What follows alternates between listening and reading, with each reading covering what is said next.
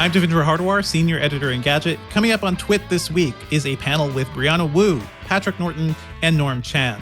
We'll be chatting about the James Webb Space Telescope, Apple's MacBook Air M2, and the Uber files coming up next on the show. Podcasts you love. From people you trust. This is Twit.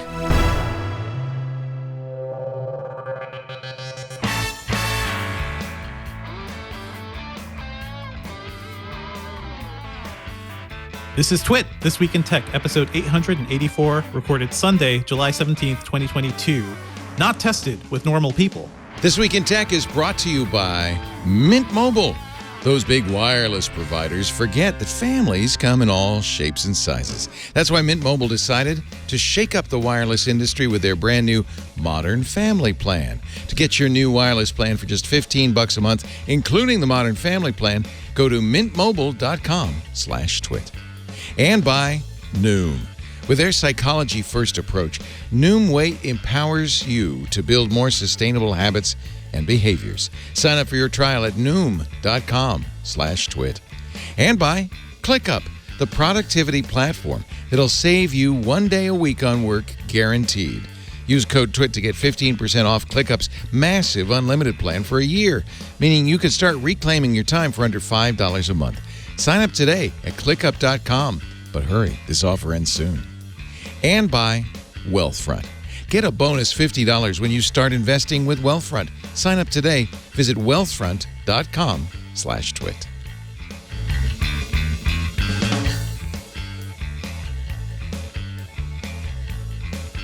It's time for Twit, This Week in Tech. I'm Senior Editor of Engadget, Devindra Hardawar. I'm not Leo Laporte. He is off on a boat this week on the Twit cruise, so hopefully he's having fun and avoiding foodborne illnesses.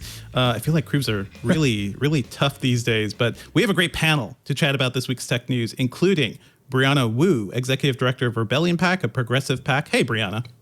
What's crack-a-lackin'? Happy to be back. I love the word crack-a-lackin'. And we've got Patrick Norton, host of AVXL. Hello, Patrick. Hey, pleasure to be here. And we've got Norm Chan, co-founder of Tested.com. Norm, you're one of the hardest working people I know in tech, so I'm happy you could join us.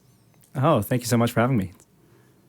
We've got a ton of news this week. I don't know what was going on in the tech world, but things just started piling up, and Apple had a bunch of news. But I wanted to start with the biggest thing and probably the biggest news for all of humanity, which is the first round of pictures from the James Webb Space Telescope. And I assume you guys have seen these things. And by this point, by the time you're listening to Twit, you've probably heard it explored all over the place. But I did want to take a chance to, or take some time to hear like what you guys thought about this first set of images. I'm a space nerd. I grew up when I was a kid. I would go to the library and just check out every single like massive space, photography book, and they were pretty much all Hubble images. So I guess I'm a Hubble kid.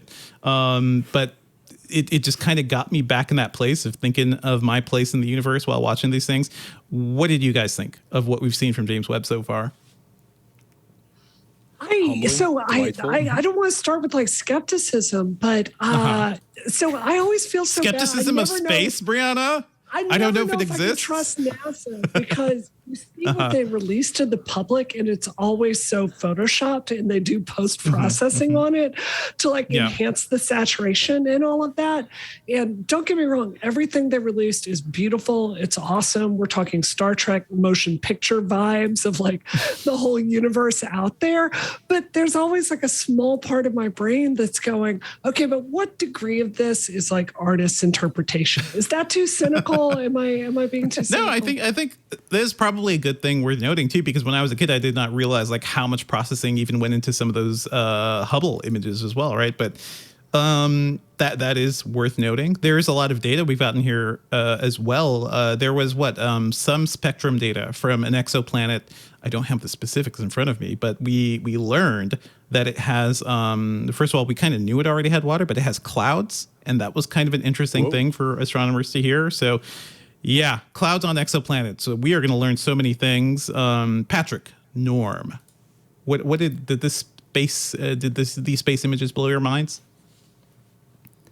Oh my goodness. If you scroll down on the New York Times article that this is linked off of, and just going. search NASA James Webb, because all the images are super easy to find. Yeah, and that's the one where they kind of show, like, I get where Brianna's coming from, but part of me is like, there's two places I have any functional, like, remaining ability to have any sort of sense of suspension of disbelief, and one of them is watching movies, and the other one is like looking at space imagery.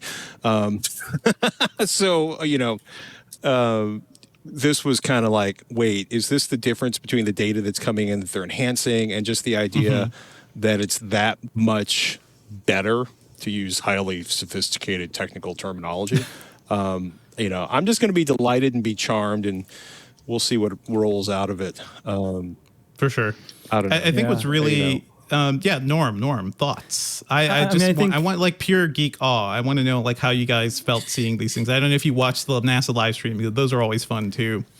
That was much more fun than the press conference. And I think a little bit of that anticipation, following it, having one window with the TV, one window with the science Twitter, and everyone freaking out. That brought as much joy. It almost had that vibe of like, of a rocket launch, right? The anticipation. We knew things were going to turn out all right. It wasn't like in the very first Hubble blurry images that they had to correct because there's no shuttle that's going to go up there.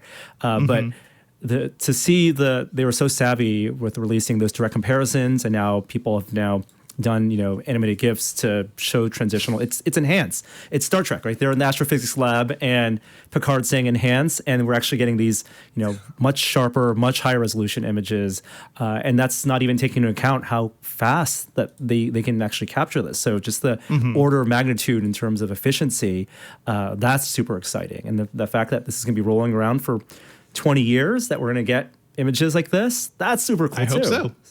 And yeah, I think it is the amount of work and data that this thing can spit out, because these images, which are some of the most astounding things we've seen, including the deepest look into deep space we've had, looking at the galaxy cluster SMACS 0723, looking at light from over 13 billion years ago, close to the formation of the universe. This information, this is 1 week's worth of data. This is 1 week's worth of work. So just imagine what we're going to learn as this thing is going to be trucking for hopefully 10 years, hopefully longer. There was already a meteoroid strike, I believe, on one of the mirrors, and they were still able to get some really usable data in dealing with that. There is no way to fix this thing if anything goes wrong. It isn't like Hubble, like you mentioned, Norm. So we're all just like hoping and praying now that James Webb kind of keeps going and produces more interesting data. What are you guys looking forward to seeing from this? Because this is like, this is humanity changing science we're getting from this machine. Well, I think all of us, like, the thing we're most interested in is, are nearby planets habitable? Are there signs of extraterrestrial life? I mean, like insights into gravity. I mean, all the things we do, this big, bold science for, that you really need government funding to basically advance humanity. I mean, I think that's what we all want to see. I have to admit, like, when I'm reading some of the coverage of this, and you hear, like, according to astronomers, this indicates water is in this nebula, I'm like, how on earth can you tell that from so far away? But I will take their word for it, because I don't have a PhD in astrophysics. Yep, we are getting a lot of spectrum readings, which tells us a lot. That's from what I know. You all, so I also co-host the Engadget podcast, and we had a great guest on to break that down for us, Lisa Grossman. So she covers a lot of space news, so you can hear more details there. But in terms of broader things, like, I think we are expecting more information about exoplanets, and to me, that's really exciting, right? Because conceivably, these are things we could visit once we get some faster space travel, and it could tell us a lot more. And it is wild that we've only known that exoplanets have existed, or at least have proof of them, since like the mid 90s, right? So it is just astounding, like, how far we've come in terms of that data. It's all just beautiful stuff. Yeah. I'm really looking forward to just kind of the most maybe second level effects. You're talking about the Hubble photos that we all maybe growing up saw in textbooks, and I don't know if textbooks are what kids these days have, but there is going to be no printed page.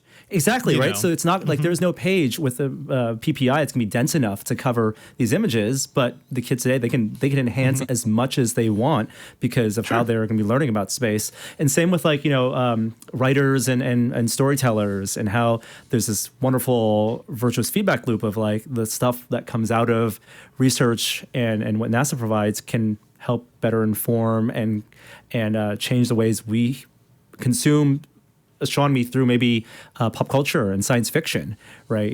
How black holes are represented, for example, in science fiction today, all changed in the past 10 years based on new information. And I can't wait for the writers of Star Trek to take all this data into account and come up with creative stories.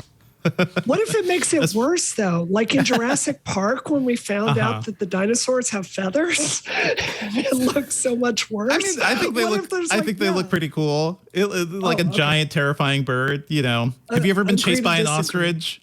I've never had Big Bird come after me. I'm just saying we could have this paradigm in our mind of how some of this stuff works, and we could get feathers again. So we'll see. We could get feathers. We could get all sorts of things. There's you were talking about will we ever? I think extraterrestrial life is the thing, and that a lot of people are excited about, Brianna. And that is something I've talked to a lot of scientists and people working in space news as well, like journalists. People are still excited about that. Like it is like the kid in them is coming back out because of this. We will hopefully be able to detect all sorts of ways to see if we can find life on any of these exoplanets. We can't tell if they're intelligent or not, but potentially science, potentially methane, potentially something. Let's hear some alien farts. Let's detect some alien farts, and that'll tell us a lot. We've got a lot of news to. Let me just see here.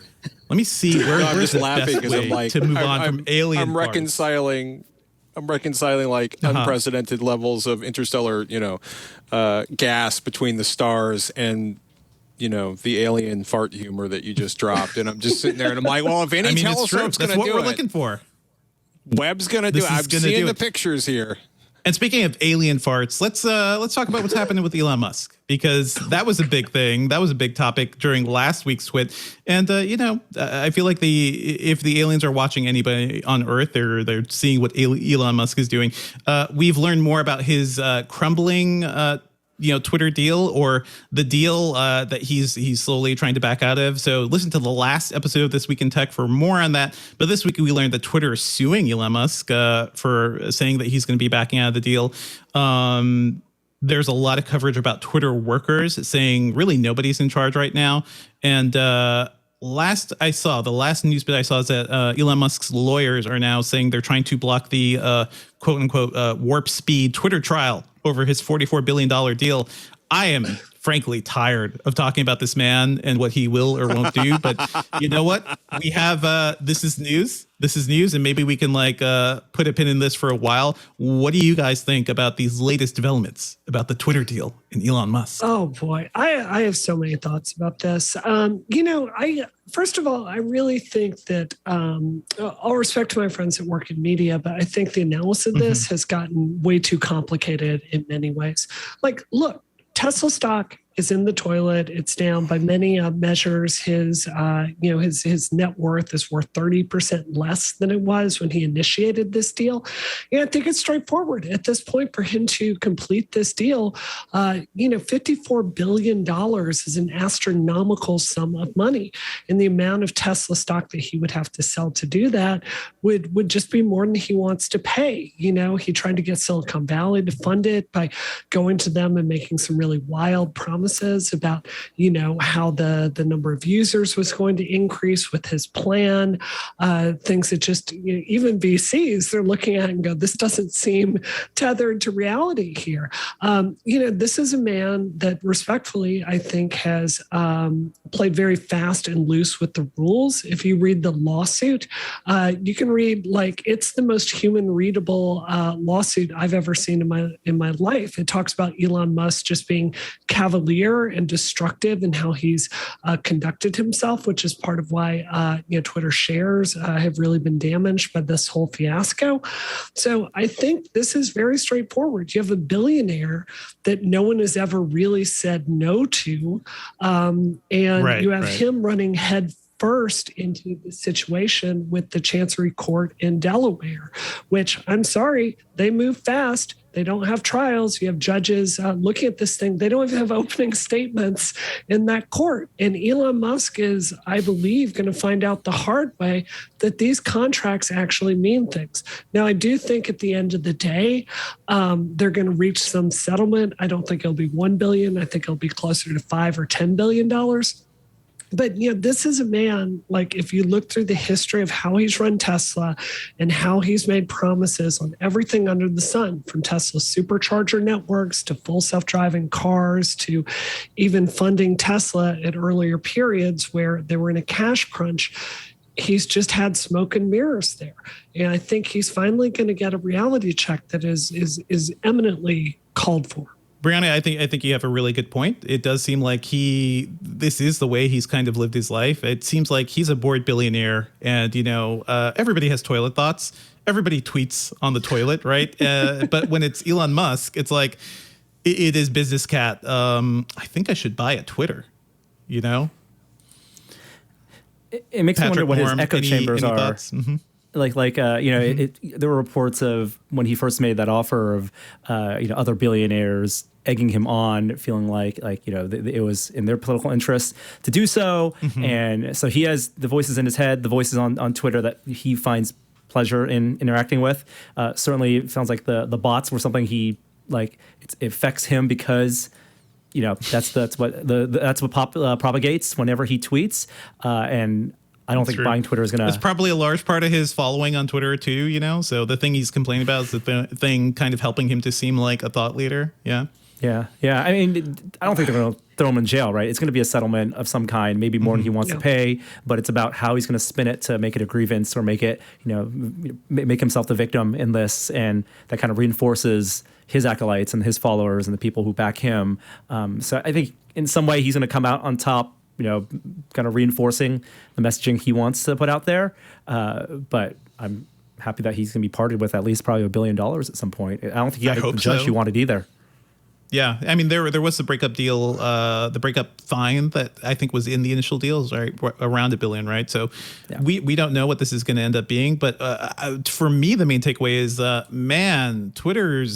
Twitter's board and Twitter's leadership just really kind of were jumping on this deal immediately, right? Because it did seem a little too good to be true, but the speed with which they just kind of gave up on it, and what's his face, Twitter CEO Dorsey was just like, I'm out, I'm done, or at least it seemed like everybody was quick to pay out rather than stand for whatever Twitter is supposed to be. I mean, when you look at Tesla stock price, right, at the beginning of 2020, I think it's $86 a share. And, at its peak, it was like $1,220, $1,222 a share. Now it's dropped to $923 a share. The market capitalization of this company is like $750 billion, which is kind of insane. It is a huge, astronomical number. And this is a guy who already got smacked down by the SEC for his tweets, I think in 2018, where he literally has to have security lawyers run certain posts he's supposed to put on Twitter, right? The SEC is already kind of like, no. And, remember the SEC, I feel like the SEC could say no a lot more in a lot of different areas, but this was so egregious. That they actually were like, we're gonna put down a fine that would be really, really skull crushing if this guy wasn't worth billions already, but it's going to be a big number that people are going to notice. And then he turns around and it basically felt like, I can't say that word on a family podcast, but I will say blank posting on Twitter. And then it kind of went from blank posting on Twitter to, Devindra, what you were saying, where a whole bunch of people dogpile on do it. Hit him, buy it. Summer of Morbius, everybody. Yeah. Yeah. Yeah. I hope you don't mind me saying, my engineer friends who have worked for Tesla and some of his other companies, there's a very consistent story that you hear with Elon Musk that basically he will wander into your department and he'll be like, guys, I've got this great idea. Let's do A, B, and C. And the engineers are just like, okay, sounds great, man. And then they just kind of wait for him to go away and then go back to doing the product that they're actually developing. This is a story I've heard repeatedly. I did want to fact check just one thing very briefly. I think there's a really common misconception that Elon Musk can just pay $1 billion and walk away. That is not the case. So he waived his due diligence on this particular lawsuit as far as going through and looking at all the financials, making sure it's sound. He actually waived, he was moving so fast, he waived his right to do that. So that $1 billion fee is only if both parties agree to it. At this point, Twitter's stock, what is it now? It's $34, I believe. It's somewhere around there from a high of, it's gone down a lot. There's a lot of material damage to this company. So there's really no reason for Twitter to insist on that $1 billion fee when they are entitled to so much more. Just one more really, really important point that I want to make, and I hope you don't mind me sharing a personal story on this. Please. So what I find so interesting is if you read the lawsuit here, they go into great detail about why Elon Musk is like, he's immature, he's handled this badly, he's conducted himself in ways that have hurt Twitter publicly, he has not acted in bad faith. Let's sell him this thing that we've spent decades building. It's really ironic that I think of Twitter as a social media network that is really essential for the public interest, right? So much of the conversation, especially around journalism, is set on Twitter. And, you have the board that is trying to sell it for ultimately a lot of money here. This is the personal story. A lot of my money is invested with Vanguard, which happens to be one of the top investors in Twitter. They held a ton of stock.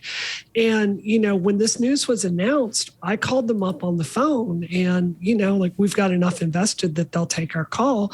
And I'm like, guys, I told them the story of Gamergate and all the work that I had done with Twitter, trying to improve trust and safety issues and harassment on the platform. And I'm like, you guys are really going to destroy all of this work that I did if you sell it to this person. And their answer was ultimately, we're going to do whatever we need to do to make money in this case. I just think that's so sad that I'm not an anti-capitalist kind of gal. I'm not socialist, but I think all the incentives here are not really aligned with us having competent management of Twitter. I mean, how do you all feel about that? I absolutely take that point. I think that, and I think Dorsey has said as much, right? There's he kind of his views of Twitter, which is it's kind of blown beyond what they originally created it for, but it's become this. It's woven into the fabric of how we communicate, right? And as a social network, along with all the other ones, have become these essential services for communication, but they're all at odds with how they make money, and that they are private companies. And I don't know if that can ever be reconciled. And it feels like regardless of how this lawsuit ends up, Twitter as an entity and as a service, is going to be worse off for it, as it kind of is losing its relevancy. It kind of, and it's, I think, fundamentally more important than like TikTok, which has increased its relevancy because of text versus video and the benefits of that. But you can see the audience shifting away from Twitter. But as it becomes more important for the people who make the laws and who enact policy and who kind of run the world these days. Absolutely. It does seem like just existing as a public company is incompatible with doing the right thing at times. What is right? Right is just making money, I guess. Go ahead. Okay. So If you're a publicly held company, right is what maximizes shareholder value on a quarterly basis, period, end of discussion, right? I don't think there's anybody in this panel that's going to look and, come up with a long list of companies that made strategic long-term decisions to benefit, their customers and the product over not getting sued by a minority shareholder, right? That's life in the 21st century with a publicly held business. It was funny because when, Brianna, when Vanguard came out and started talking about Twitter, I remember being like, oh my gosh, there's an adult in the room and they're pissed. Right? Because literally, Twitter started speaking about this, Vanguard started speaking about this. And I'm like, wow, Vanguard's got a huge amount of money tied up here, and they're really irritated because, the stock value's going berserk. And on one hand, they can make a whole bunch of money. And on the other hand, this could end up damaging Twitter. And to kind of look at, it's anybody who's worked for a venture capital funded company or any of a number of companies, in the Silicon Valley au revoir, where there's moments where you're like, we have a product, we have a plan, or if you've watched from the outside, you can be like, oh, wow, so that was going to be this really cool standalone thing, and now it's a subset of an add-on, an app on some corner of Google, or it gets purchased and disintegrated by mega company X, or they had a chance to sell out and management runs and then something else happens. And I think for a lot of people, they were like, they were in the Twitter mines, they're managing, they're grinding through, they're dealing with all the issues. And then all of a sudden the possibility of maybe all of those shares, vesting and being worth way more than they expected any time in the near future, just sounded great. And I can also totally see if there's any kind of acrimony internally in Twitter and direction, that as soon as people are like, Elon's going to come in and he's going to do all this stuff, and that I can totally see internally all sorts of splits just starting to happen. And as somebody who worked at a company that went through multiple rounds of layoffs, aligning spending with a possible acquisition. I'm thinking of Tech TV at the particular moment. It is really hard to deal with morale where people are like, are we getting bought? Are we not getting bought? Did the stock value just tank? Is the stock value going to be okay? What is going on here? Who's going to have this? Did everything I do, Brianna put it, has everything we done to try to make this a less toxic place about to get flushed? And it's messy, and I don't blame Twitter at this point. I can totally see them being like, we're going to maximize shareholder value, Elon. Get your lawyers ready. Woo! This is ugly and annoying, and it's just going on way too long, and it's going to be really interesting to see how this happens. I always love it when people are like, we picked a fight. Let's move the fight to February next year. Can we move to a couple years from now? Let's just delay this. And it's like, Brianna Collins like, yeah, the courts have no time for your agenda. Good luck.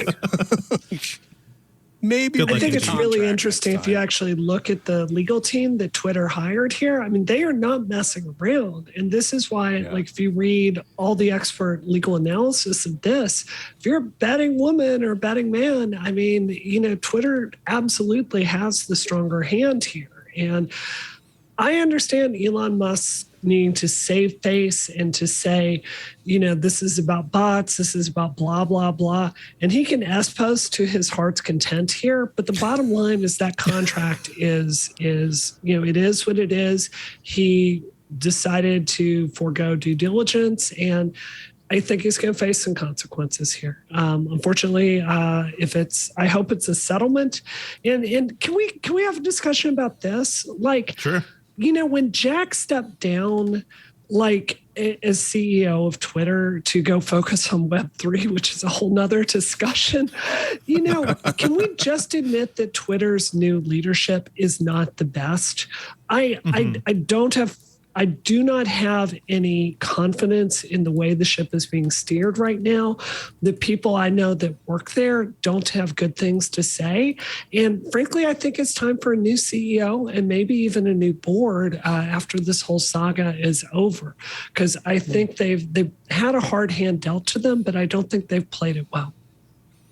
Yeah, it seems like we are going to see like a fundamental reshaping of whatever Twitter is. It is sad because I think we've talked about this before on Twitter. Like, it is among the social networks out there right now, I think it's the one closest to, like, I don't know, showing us the full depth of humanity in a certain sense. Like, I've always thought of Twitter as like the way they talk about in The Matrix, right? Just sitting down and watching the code fall. And sometimes looking at Twitter is like, oh, this is just everything on Earth at once. It's probably too much and it's super toxic at times, but oh man, have I made friends there? Have I learned a lot from Twitter? Like, it is the thing that keeps me tapped into the world. So you know what? Hopefully what you're saying is true, Brianna, and I hope it gets reshaped. Parag Agrawal is the new CEO, and yeah, I've not heard good things. I know some people who work there as well, and things just seem really, really rough over in Twitter land. So we're hoping things work out for the people there and the people who are staying there. Anything else you guys want to add to this whole mess? Because I just don't want to talk about Elon Musk anymore. Well, let's put out there, are we prepared for a post-Twitter world? Like, nothing lasts forever. How do you guys feel if Twitter went away, in the next couple of years? What do you think would fill that void? Would that be a good thing, a bad thing? It's kind of harder to kill off than that.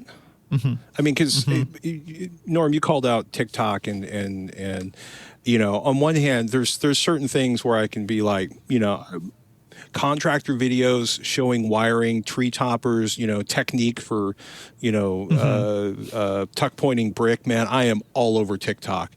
But there's a lot of people who give me information or give me leads to articles to read that I get on Twitter that I just don't really see, you know what I mean? Like, you know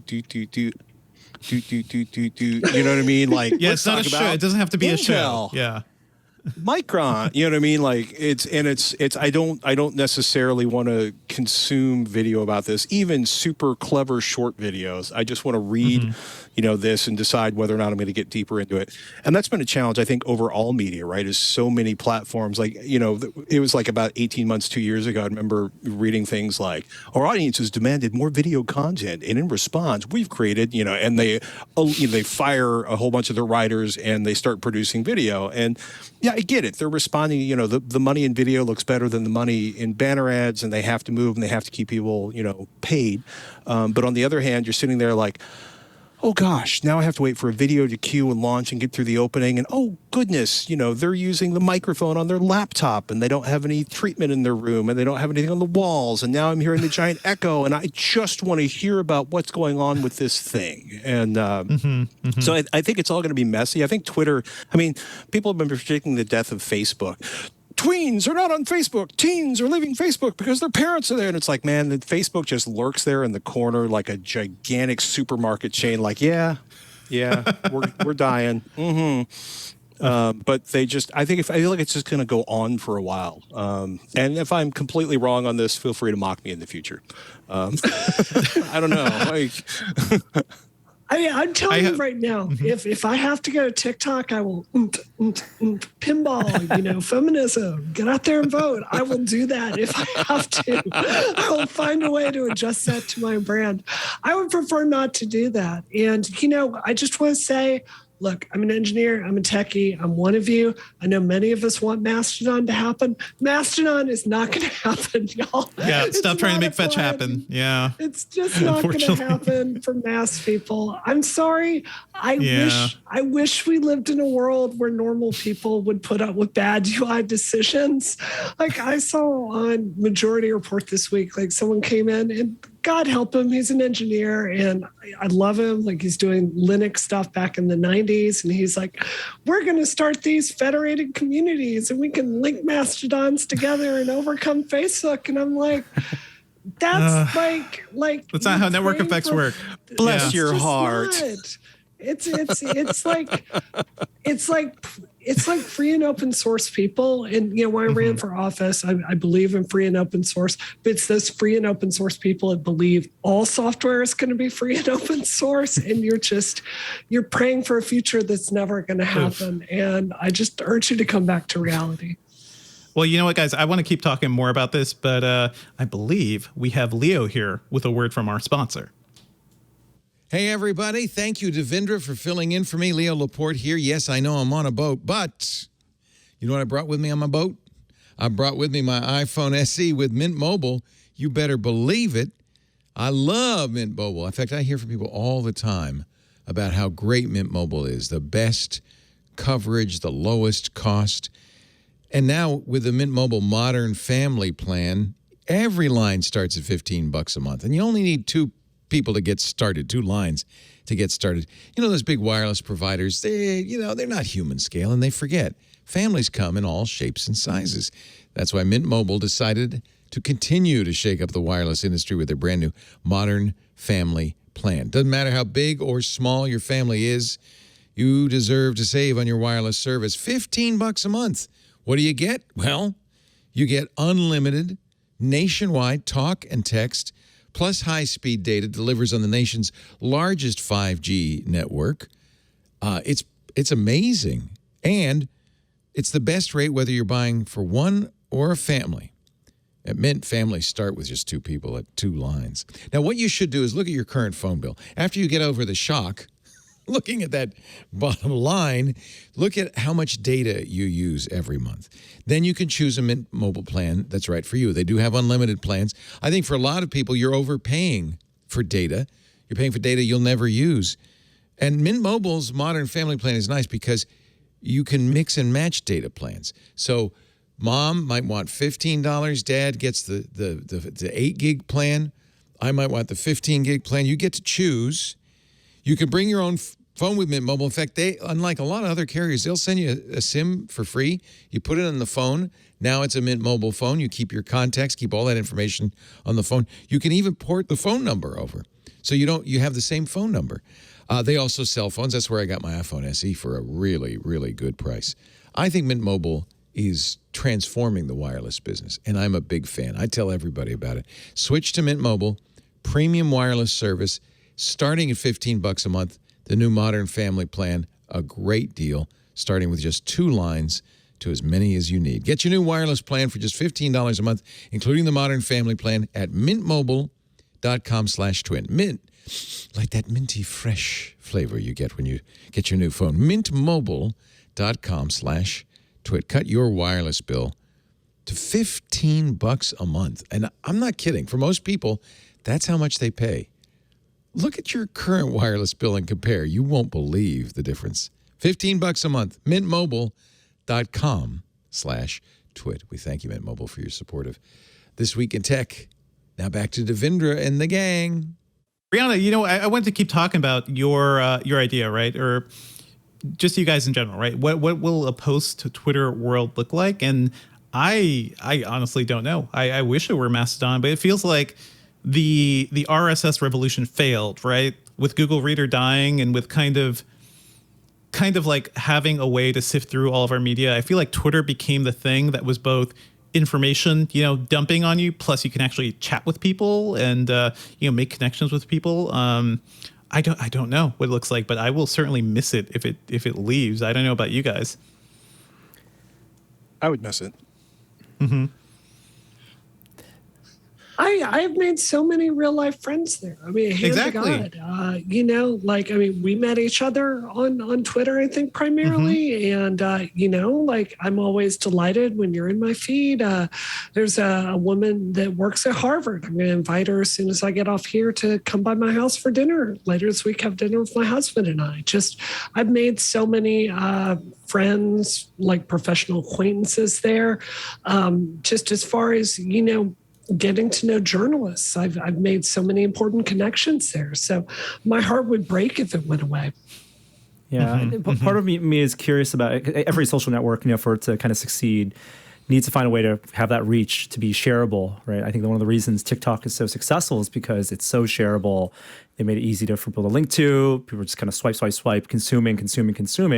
And I'm less interested about, what percent of Twitter users are bots as opposed to what percentage of Twitter users are using it in a way to find connections and meet new people and actually engage, or just want to click links and see links and consume content, which I know we all want to do, but I think kind of that feels like the thing, the push and pull of the future of Twitter. Yeah, the specific niche that Twitter offers right now too is like, yeah, Patrick, I hear you about the TikToks as well. I feel that about YouTube as well when there's so many great YouTube explainers. And I'm like, great, I love you made a 30-minute video about this one really niche topic. Is there a link to text for me to just scan? I have 5 minutes, you know? Pro tip for you, if you turn on closed captioning, you can just search the closed captioning.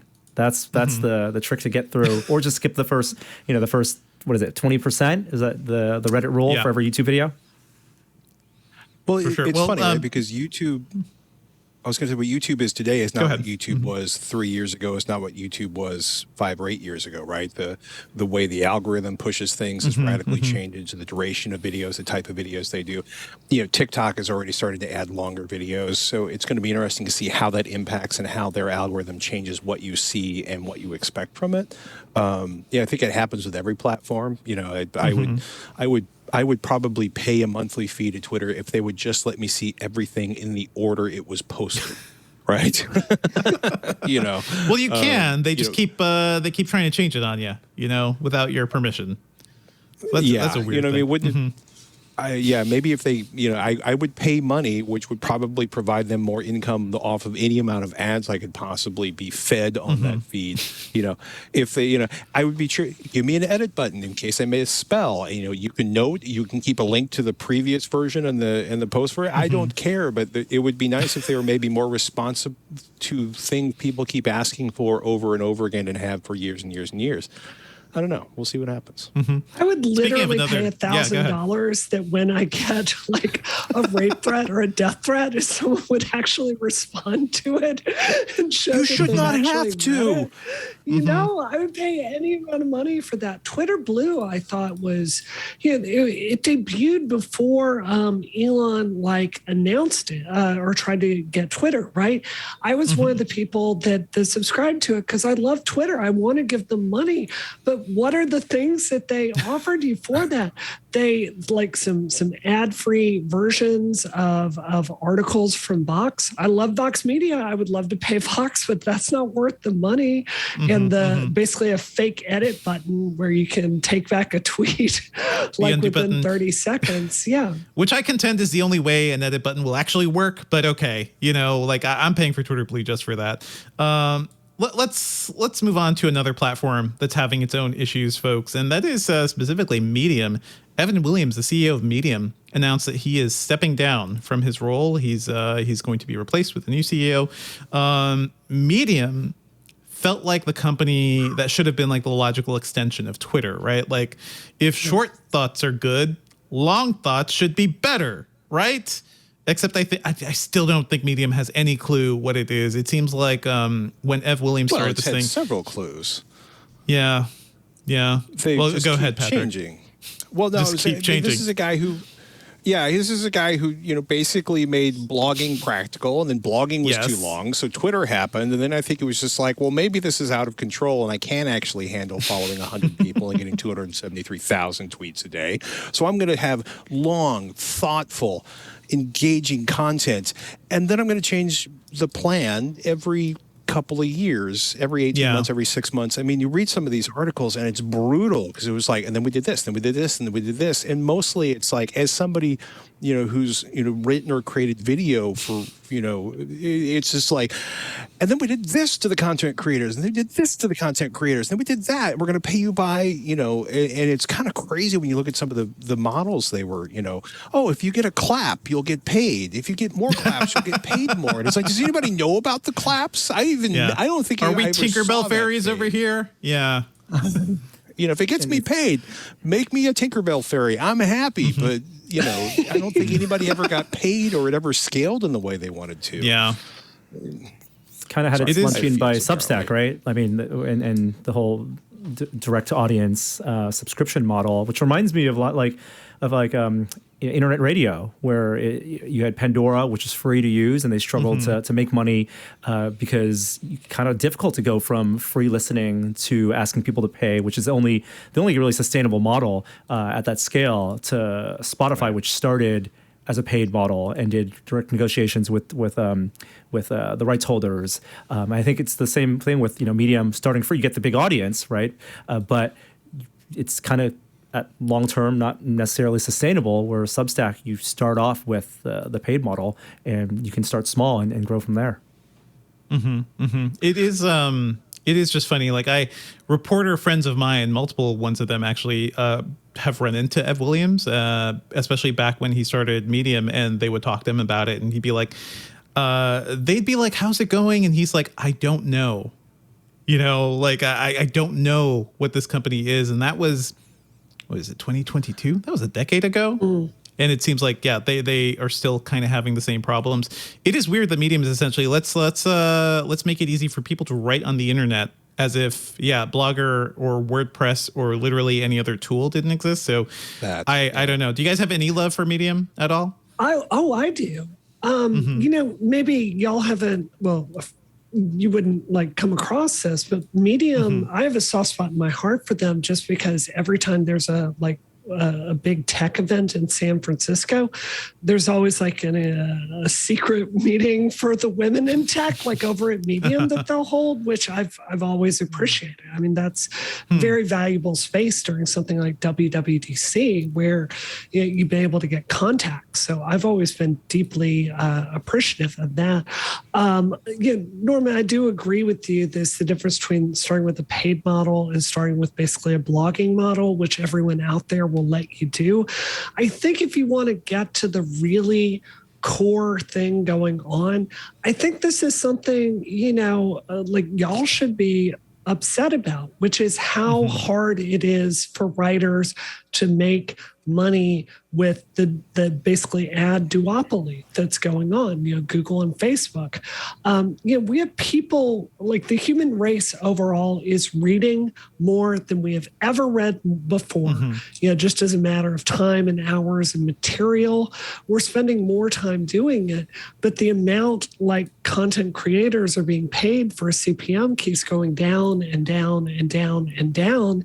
And I see Medium as trying to be a good steward of that, saying, look, we're going to try to like make a page, make it readable, make it easy to use, make it easy to link, and just running into that reality that, Google is going to keep and drain every last dime that they can and keep it for themselves. So I really see it as like a victim of these larger market forces that I think is bad for journalists and writers, in my opinion. Absolutely.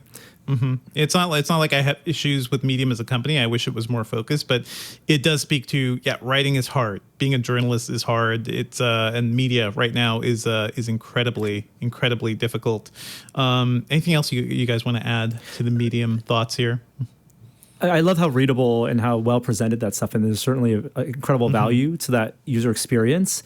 But I think, and it maybe kind of ties to thoughts on like TikTok is, of course, at first glance, my reaction as an internet old is, this is scary, this is new, this is different, it's too noisy. But there's a lot of credit to be given for how those creators are taking advantage of those platforms and understanding the nuances of how to create content for those platforms that I don't want to dismiss. And they put just as much effort into finessing their content for those platforms. I think the same way works for text, and I love text. Love reading. The indexability of text, I think, isn't something that video is going to be able to approach anytime soon, and has been a problem for video. But one thing I think about in terms of like SEO and poor CPMs is how, for example, like recipe writers, right? How they have kind of leveraged their format and finessed their format to work with, and kind of the unfortunate realities of poor CPM and a Google-dominated landscape to survive and make money, and it's kind of a form of its own. Absolutely. I mean, I spend a lot of time on TikTok these days, mainly because my daughter is really into it, and it is really interesting to see like a whole new medium kind of form in real time too, because people are just learning about it. So there's something exciting about TikTok, but it's also like, if you guys remember so many of the some of the early Black Mirror episodes, I think was it 10 Million Merits, one of those really early ones, that idea of super poppy, super like a platform where you always kind of have to perform in a sense. TikTok is also like the distillation of all that. So it is both like really compelling and kind of scary too, to me. Yeah. I just don't know how you get the olds on there. I really don't. Like it is a format made. Not everybody has to be on it. 20-somethings. Yeah, it really is. But I also laugh because a friend of mine has a couple of nieces, and he was like, I went on TikTok and I was horrified, and it literally sounds, I hear Alec Guinness's voice in my head, a villainy of a high of a villainy and scum and villainy. And I was laughing because I was like, I watched like an hour of construction DIY and some diesel stuff on there earlier and a whole bunch of nature stuff. So it's all keyword based. What exactly did you start searching on at TikTok that led you into this? You're feeding it, right? You were feeding it. Yeah. You're feeding the wrong wolf here, man. And that's what, TikTok is a really surreal place in that it really feeds you what you want. And he was just kind of, I could actually feel him sort of like leaning back on the phone, kind of horrified that he was actually responsible for generating if you clicked on this, you get this, you get more of this. And it's just the way it works. They don't really care which creators are out there unless you subscribe to them. It's all about keywords and stuff. And, it's like, it's interesting to watch, right? Because at some point, I think the rule of thumb at this stage is like, if the olds are on there, then it's dead, or you just happen to be a bleeding edge old, and it's, I enjoy a lot of the videos here and there because it's fun to watch electricians show off what they do and how they do it, and it also allows me to look around my house and go, oh. Thinking even more so than I was, before watching, 150 TikTok electrician videos. But it's curious, right? It's also painful because, Brianna, you mentioned like the CPMs dropping through the floor. And last time I saw it, I think TikTok is playing like 2 to 4 cents, per every 1,000 views, like a 2 cent CPM, a 4 cent CPN if you're part of the TikTok Creator Fund. And so, and so a lot of people are like, okay, I'm going to cast this very broad net using YouTube, TikTok, anything else I can use. And then I will try to feed them towards some platform where I can actually generate revenue, whether it's T-shirt sales, Patreon, my crafts, whatever it is. And it's been really curious to watch how this has evolved over the last few years or the last couple of years. So I'm liking this idea. I'm going to start my Porsche TikTok with my Porsche collection. We'll go out there. I mean, that's all you need is stuff to shoot. And you've got a lot of cool stuff, Brianna. Like just looking at your Twitter feed, like you've got so many toys and so many cool things going on in your house that I'm sure people would be into it. You know what? While we're talking about TikTok, like there were a couple of stories that we saw come across the feeds this week. There was a report that nearly half of Gen Z is using TikTok and Instagram for search instead of Google. They're just searching for videos I'm not surprised at all. According to Google's own data, this is just like how Facebook was the internet or is the internet for certain parts of the world. Like they don't see beyond the confines of what people are posting and linking, and this I'm not surprised about that at all. And I think it speaks to when you say we talk about established publications or internet olds like us, like afraid to move into the platform. There was just VidCon last month, and it was all TikTok sponsored and TikTok focused, and you had outlets like Washington Post talking about how they curate and create their content specifically for the platform. It's all very familiar. Feels like 10 years ago when everyone was afraid to get on a site like Twitter, and now it's just normal. Amazing. Amazing. This was a Business Insider article, right? They say 40% of Gen Z prefers searching on TikTok and Instagram. And part of that's because if, 90% of your time online is spent in TikTok or Instagram, you just search inside of Instagram or TikTok, right? And I will be honest with you, if you're searching in certain subjects, it feels like the results you get on Google have gotten worse and worse and worse over the last couple of years, especially, right? Because the Wirecutter laid out this model where, I search a lot for stuff in technology, around technology, and there's some third parties that have come up for tools to sort of, they seem to sort of scrape Amazon and create this word salad that becomes, the top 10 projectors you want to buy this summer. And, so places that have SEO and revenue challenges are suddenly becoming, our experts have picked the top 10 projectors you want to buy this summer. And it's like Rolling Stone. And I got nothing against Rolling Stone, but I'm really not looking at them to tell me that I need a like their third result was like a $200 720p, AA battery powered projector that could light up a 200-inch screen, right? And it's like all of this is false all the way down, right? And it's and I'm looking at them like they literally are scraping all these different the lies from the vendor, the questionable reviews that are showing up that may or may not be, advertorial, and creating a guide. And you're getting so much of this in your Google results. I can also see people like, I just want to see really pretty pictures of whatever, and they go to Instagram and they just search straight. It's like the people who don't really have the internet, they have Pinterest. And I have nothing against Pinterest except that I don't want to log in there. I don't want to spend a lot of time there. I don't want to deal with their interface.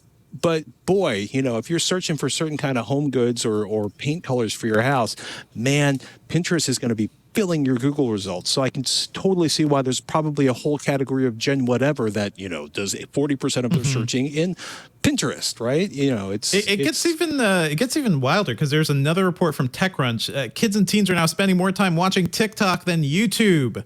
What? Which has been true since 2020, June 2020, apparently. So according to data compiled by the parental control software maker Custodio, let's see here. By the end of 2021, kids and teens were watching an average of 91 minutes of TikTok per day compared with just 56 minutes watching YouTube. So that's just according to Custodio's platform, but still, that's something. That is crazy. I'm trying to think through getting through my professional day and having to Google stuff on TikTok. Imagine Stack Overflow, but it's TikTok, right? Having memory flow issues, need to get the garbage collection to come. There's some Unreal engineer doing a dance there to explain it. I like this. Everything should be TikTok from here on out. Everything should be TikTok. So maybe that is the future of media. I don't know. According to my daughter, it is because it's the app she demands right before bedtime. So right before bath time and actual story time with physical books, she eats a little snack and we watch just 10 minutes of TikToks is one of her favorite things to do every night. And just to see her being raised on it and my complicity in that, I'm still working through that, guys. There was TikTok actually rolled out some features. Go ahead.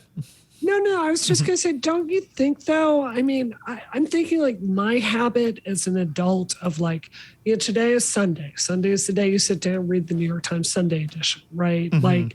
As you get older, your desire for more sophisticated experiences. I mean, I'm not saying this to be mean. I'm saying I'm thinking when I was your daughter's age, I read a lot of Calvin and Hobbes books. And it's not to say I don't enjoy those today, but your brain grows and you yearn for more sophisticated content. So I don't know. Calvin and Hobbes sold on the idea. Yeah. Yeah.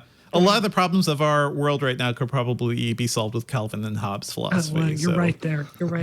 I mean, talking about what's sophisticated and what's not. I wanted to call out a quick feature that is also going to start rolling out on TikTok: content filters and maturity ratings, in a pledge to make the app safer. And that is one thing I noticed is that it is, you can go into restricted mode, which I try to do when I'm going through feeds with my daughter, and she's 3.5 years old, so there is really excessive stuff on TikTok. There's scary things. There are scary little short videos. There's a lot of swearing and violence at times too.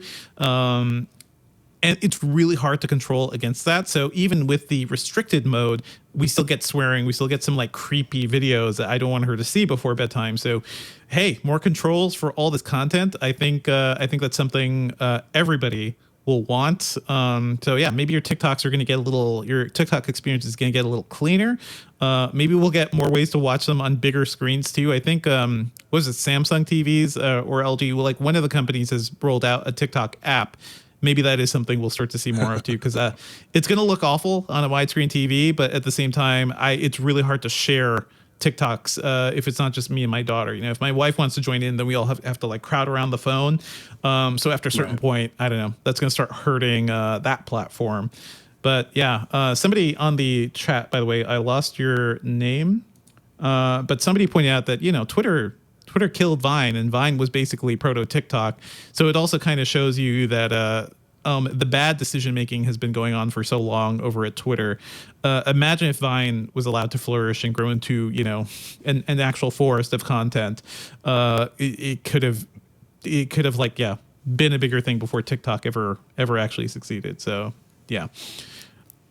Any other thoughts on TikTok and what you guys are enjoying on the TikToks? Like Patrick, I'm glad you're liking the DIY stuff and the really technical stuff. My daughter loves watching people build things. There's a guy who builds fountains in China, and every TikTok is just like 2 minutes of him just like laying out the brick, putting down everything, putting down the cement, and like she loves it. She just watches them over and over again. What would you? Yeah, what are you watching, Patrick? It sounds like you have a lot of fun things. For me, no, it's funny, right? Because for you, my boys. Yeah. For me, it's been interesting because on one hand, right, you know, Brianna, I majored in literature. I love to read books. I read a lot of novels, but in certain areas, part of me really enjoys sophisticated television. Part of me just wants to tune out. It's been fascinating. It doesn't show up so much on TikTok, but on YouTube, there's amazing maker videos and watching people do the technique at close range and figuring out how they're using tools, especially for sculpting and modeling. With TikTok, the quality varies immensely. Well, not so much in the quality of the video, but the actual, like, sometimes you get like, I'm Bob and I'm building a retaining wall, and you're like, oh, Bob didn't put down any gravel and he didn't tamp it, and there's no drainage, and that retaining wall is going to tip over and collapse on his really cool car. And in other cases, you actually have professionals that are seasoned, or it's like I said, a lot of stuff that's fascinating for me is watching people who are trained professionals showing off what they do and how they do it. And you know, in other cases, you know, it's really fascinating watching kettlebell exercises. And then I hear from a friend of mine who is a certified fitness instructor, like, yeah, you got to be really careful who you follow because some of those people have no idea what they're doing and you're going to rip your hamstrings loose from your body. And I was just like, oh, okay. This just went from being, you know, an amusing entertainment to I'm going to end up in, you know, occupational therapy. And I don't know if I like that concept. So it's hard, right? I'm, you know, mostly right now I'm just happy my kids aren't on TikTok and I don't have to figure out the whole safety resources for teens, because apparently no one under teenage years looks at TikTok, right? It's hard. Hopefully these safety tools will be a big help, Patrick. But yeah, thank you for sharing what you're digging there. We've got some other news. I want to talk about the Uber file soon, but you know what? It's time for another word from Leo and with a word from our sponsors. Oh, I got to tell you. Every time, you know, in the past I've gone on a cruise, it's been eat, gain. This time is going to be very different because Lisa and I use Noom Weight, and we love it. When we decide to lose weight, it's usually not just about the number on the scale. You want to lose weight for health, for looks, for a variety of reasons. Whatever your reason is, Noom Weight is there to help you. It's not a diet. Don't confuse it with a diet.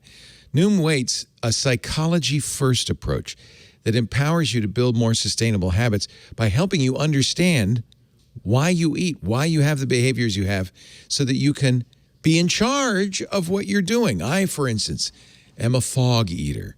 I don't even notice that I'm eating. And Noom taught me to slow down, to enjoy every bite, to turn off the phone and the TV, stop looking at the newspaper, really to enjoy what I'm eating, and it made a huge difference. But everybody's different. Lisa has a different model. In fact, it was really, really cool because I started doing Noom more than a year ago. And Lisa said, I'm going to help you. She doesn't need to lose much weight. She looks great. But she said, I'm going to help you. I'm going to go on Noom too. She loves it. She did, in fact, lose about 10 pounds. Looks better than ever. Noom Weight has helped more than 3.6 million people lose weight. And just like me and Lisa, every journey is different. Her lessons are different than mine. Your personalized lessons, depending on your goal, the amount of time you want to spend with the lessons, is based on scientific principles like cognitive behavioral therapy, CBT. It really works. It's kind of profound. And there is no bad food in Noom, and I love this because it isn't a diet. I remember the first time I thought I fell off the wagon. You know, I ate a hot dog, and you get a personal coach, which is nice, as well as a group. And I went to the coach and I said, I ate a hot dog. And she said, yeah, so? I said, well, that's bad, right? She said, there are no bad foods. There are no bad foods. They don't believe in restricting what you eat. Whatever your health goals are, the flexible, non-restrictive program focuses on progress, not perfection. And one of the things I learned from Noom is you can't feel deprived. It won't work if you feel like I'm giving things up. You don't with Noom. You could choose your level of support from 5-minute daily check-ins to personal coaching. You get to choose. I love my coach. Lisa loves her coach too. Progress isn't a straight line, and off days, totally fine. Noom Weight helps you get back on track with gentle support or whatever you need, the kind of support you need. And by the way, this is totally grounded in science. Active Noomers lose an average of 15 pounds in 16 weeks. I lost more than that. 95% of customers say Noom Weight is a good long-term solution. I'll vouch for that. And I can tell you when I come back from the cruise, you'll see it works because it's going to be easy. I'm really thrilled about having Noom to back me up on this trip. 30 peer-reviewed scientific articles published by Noom to inform users, practitioners, scientists, and the public about how they do it and what the effectiveness is. So they have the science to show that it really works. And I'll tell you what, I know it really works because it does for me and it does for Lisa. Stay focused on what's important to you. You've probably heard about Noom. You've seen their TV ads. Just take it from me. I've used it for more than a year. It really is amazing. It transforms your relationship with food in a positive way. You don't feel deprived, feel really good, really healthy. Noom Weight's psychology-based approach really works. Sign up for your trial today. Noom is Noom. So go to Noom.com/twit. Noom. Noom.com/twit. Sign up for your trial today. You've probably been thinking about it. That's what happened with me. I saw about 5 ads on the TV and I said, yeah, I probably should try this. And wow, but in every diet in the world, this is the last one. It really, really works. Oh, it's not a diet, but you know what I mean. All right, now back to the show. I've got to get to the buffet. Thanks, Leo. Hope you're having fun on the cruise. Be careful with that buffet bar. This week, we learned about the Uber files, which is a trove of 124,000 documents, company files delivered to The Guardian, and it was shared to a lot of media organizations around the world. And it was also revealed that Mark McGann, a career lobbyist who led Uber's efforts to win over governments in Europe, the Middle East, and Africa, has come forward to identify himself at the source of that. I'm reading from The Guardian here. The Uber papers basically show that, especially early on, for the past decade, basically, Uber was a relentless company when it came to growing and expanding to different territories. They would basically ignore local laws and do all sorts of tricks to really just get themselves up and running in these countries. I was kind of heads down on reviews and stuff this week, so I didn't really see this news blow up. But also, I kind of felt like we probably knew a lot of this stuff too, right? Like as Uber was growing, I was there reporting on Uber and other companies. Like a lot of people were talking about like how this company was just flaunting local laws and really just kind of bullying its way into the marketplace. Brianna, I'm sure like you're somebody who's looking at this like from the, political side of things. Like did you have a response to the Uber, to the Uber files, or was it just like the stuff you assumed they were doing all along? No, it's certainly not what I was assuming they were doing all along. There's a pattern in the tech industry, right? We saw this with Facebook. Yes. We see it with Twitter. We see it with all these large companies. And I don't want to upset anyone here, but I'm going to tell you what I really think is when you build institutions and you have sexist hiring practices and women are not involved from the beginning, you have products that are dangerous to everyone that is not a very specific kind of person. And you know what I'm talking about there. It is not a surprise to me at all that, I read Super Pumped. I mean, I saw the mini series that the same guy that promotes this like frat boy atmosphere to this company did not take safety seriously. Look at the bottom line here. We're talking not really doing background checks on drivers. We're talking about trying to wipe this, sweep this under the rug when women are sexually assaulted or raped or kidnapped in an Uber. And it's exactly like the Succession plot line where they're just trying to hide it here. And this is a pattern in the tech industry of building these tools that are just flat out dangerous. And I've really, I have to say this is my honest opinion. I have spoken up. I have run for office. I have back-channeled with these companies, trying to get them to make better policy. And I've really almost come to the conclusion that until it is more expensive to do the wrong thing than the right thing, we're going to have this kind of destroying machine just continue to exist, hurting people. So I am cheerleading the women involved in this lawsuit. I hope they make it so expensive for Uber to behave this way that they will do the right thing and will do real background checks, and we'll put cameras in cars, which, by the way, would help drivers too. There are plenty of drivers that get abused by bad passengers and do the hard work that they clearly don't want to do. You're referencing a separate story too, Brianna. So there is a story about Uber facing a lawsuit by women for further sexual assault claims. And it's a group of over 500 women. So yeah, we're waiting to kind of see what happens with all that stuff too. To what you're saying, it does. The thing that kind of kept ringing true to me is that I've been covering startups since, 2009, like since I officially started working, for tech journalism sites. And the thing I kept seeing over and over again, it is growth at all costs, but it's also like these huge VCs. It's the VC firms pushing these personalities to basically grow as much as possible. A lot of them were really into the bad boy entrepreneur kind of idea, and that's what Travis Kalanick, Uber founder, represented. But at the end of the day, it is the VCs kind of pushing these guys to scale and do whatever it takes, right, to kind of get there. So this is like the Silicon Valley problem, like in a nutshell. Everything that's happened here, we're seeing from the Uber files. And also specifically Patrick, in this type of Norm, business, right?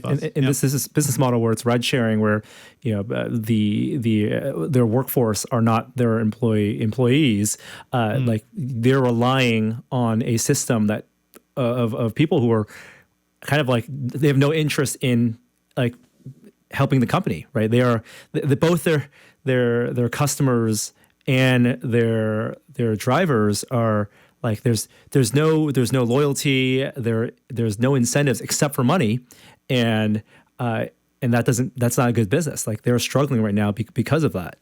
It's not very sustainable. Yeah, I mean, it was, Uber seems to be so messy in so many different levels. The thing that kind of was fascinating was watching all the money that was being spent on Prop 22 in California. It was like Uber 52 million, Lyft 49 million.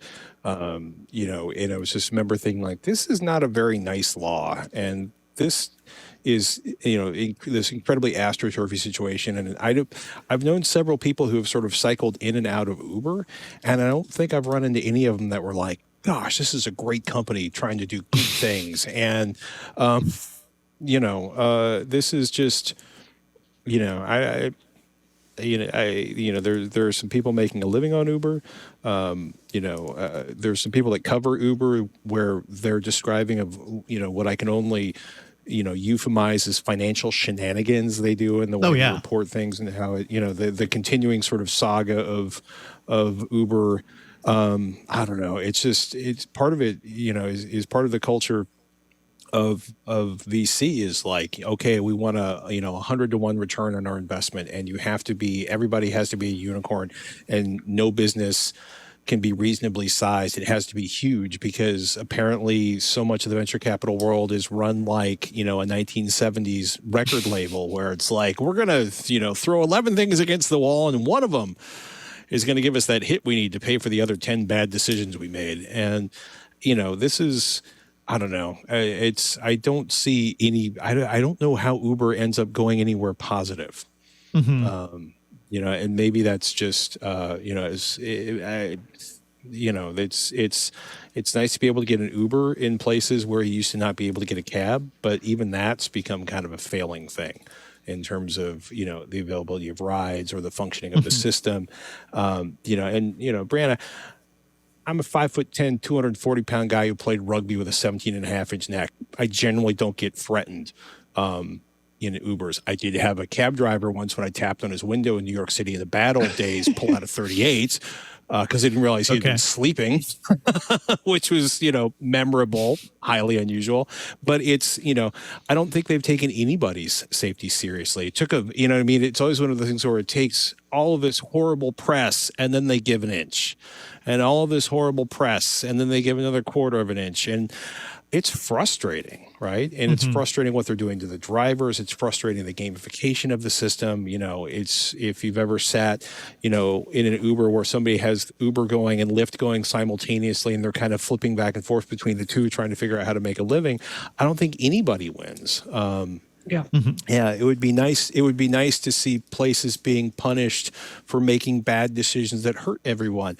And I think, gosh, think about how all the changes that were made in the financial community after the financial markets crashed in 2008. And then I get really sad and I stop thinking. Yeah, they really paid a price there. Yeah. And it's frustrating. Well, it's even more frustrating that, even if there are consequences, and we're all talking about wanting consequences, whether it's for Elon, his whims, more billionaires, or poorly run companies, to get to that point, people suffer. Right, to get to a point to push to the brink where there are either economic or political consequences, real people suffer in the real world, and that's not a workable system either. Yeah. I just think my message here is it's more limited than like a boil the ocean. Like, let's make it so VCs are nicer, kinder people that build better companies. I have a very specific action item here, which is the congenital sexism problem in tech, where I would remind you, women leave tech careers at a rate of 4 times that of men, right? It's brutal, y'all. It's really bad. Yeah. That has consequences. You're not just talking about a woman that's not going to get her shot to be CEO of a company or make it up the career ladder. You're talking about the outcome of that, of a company like Uber, which is serving as public transportation all across the world in a lot of ways, leading to these outcomes of kidnappings, rape, sexual assault. And I can tell you, there's a very specific kind of fear that I think a lot of guys just are fortunate to not have to think about when you're in an Uber and like the guy starts flirting with you or something, right? Like you're instantly on guard. You're instantly worried.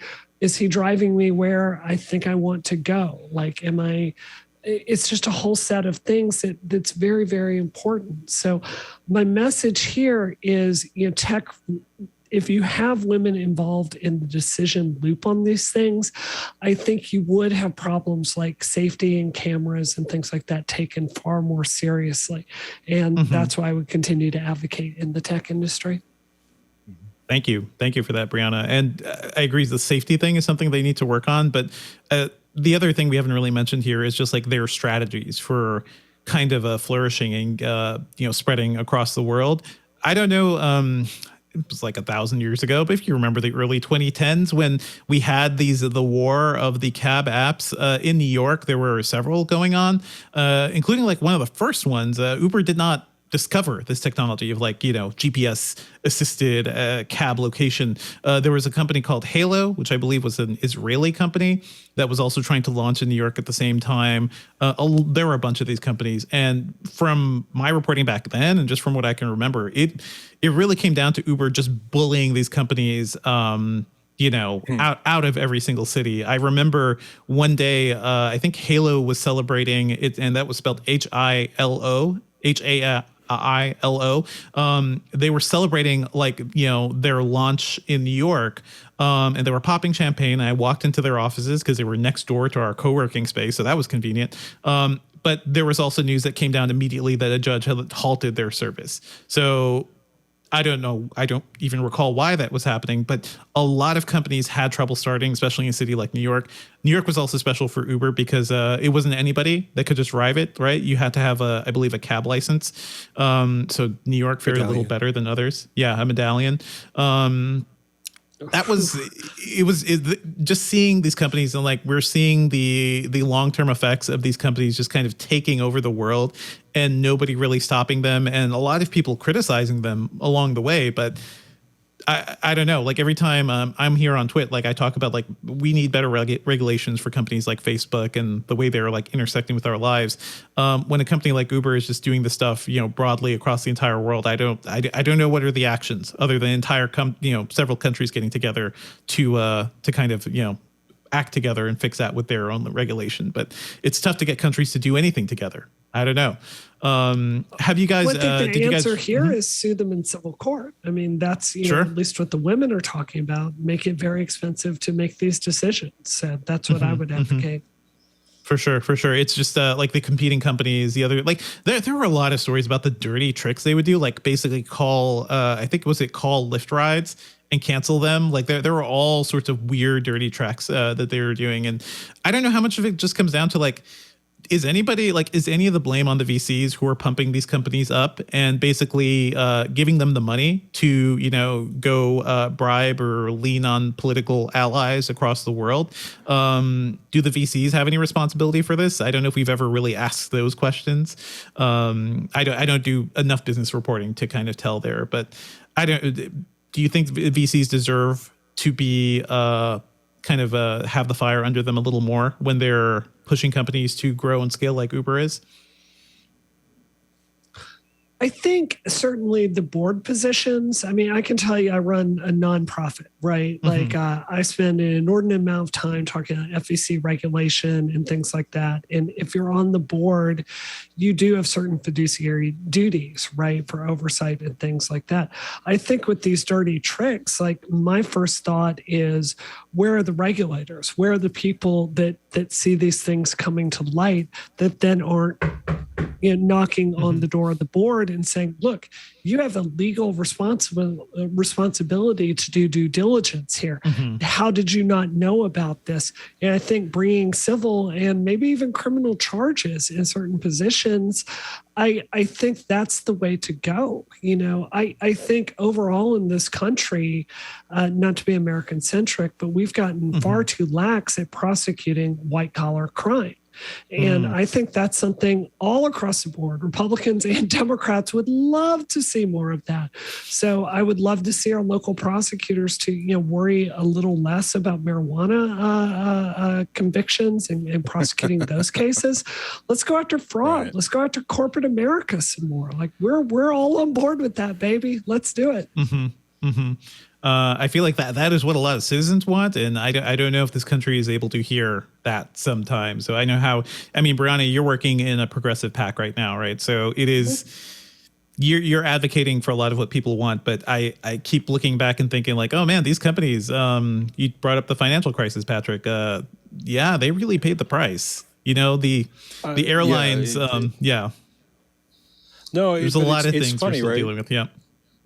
Yeah, no, I mean, it's not funny at all, but I'm looking at this list of Uber funding rounds, and several years in, it was obvious that this was a company that was really aggressive. I'll put it that way. And you look, it's like, well, what I mean? Like it's, 2.8 billion, 3.5 billion in 2016, and, like 1.8 billion, obviously 7.7 billion, I think, in one secondary round in 2017. And this is staggering amounts of money, right? Especially when you kind of think like going back to the days of well, brick and mortar is dead and we're going to take over and we lose money on every bag of dog food we ship, but we're going to make it up in volume. And just being like, you look at the logic, you look at the money, and there is no gateway. And, it would be nice if the people that are hurling money at these companies would actually be like, yes, we would like you to have some women in senior management positions. More importantly, we would like you to listen to what they are asking for in the process of creating this project or this product. And we would like you to behave. Because the other thing that you run into so often all over the business spectrum is, do it, we'll ask forgiveness later. Do it, we'll throw the lawyers at it. Yeah. Because, nobody really pays the price for a lot of this stuff. It's messy, and it doesn't seem to be getting a lot better.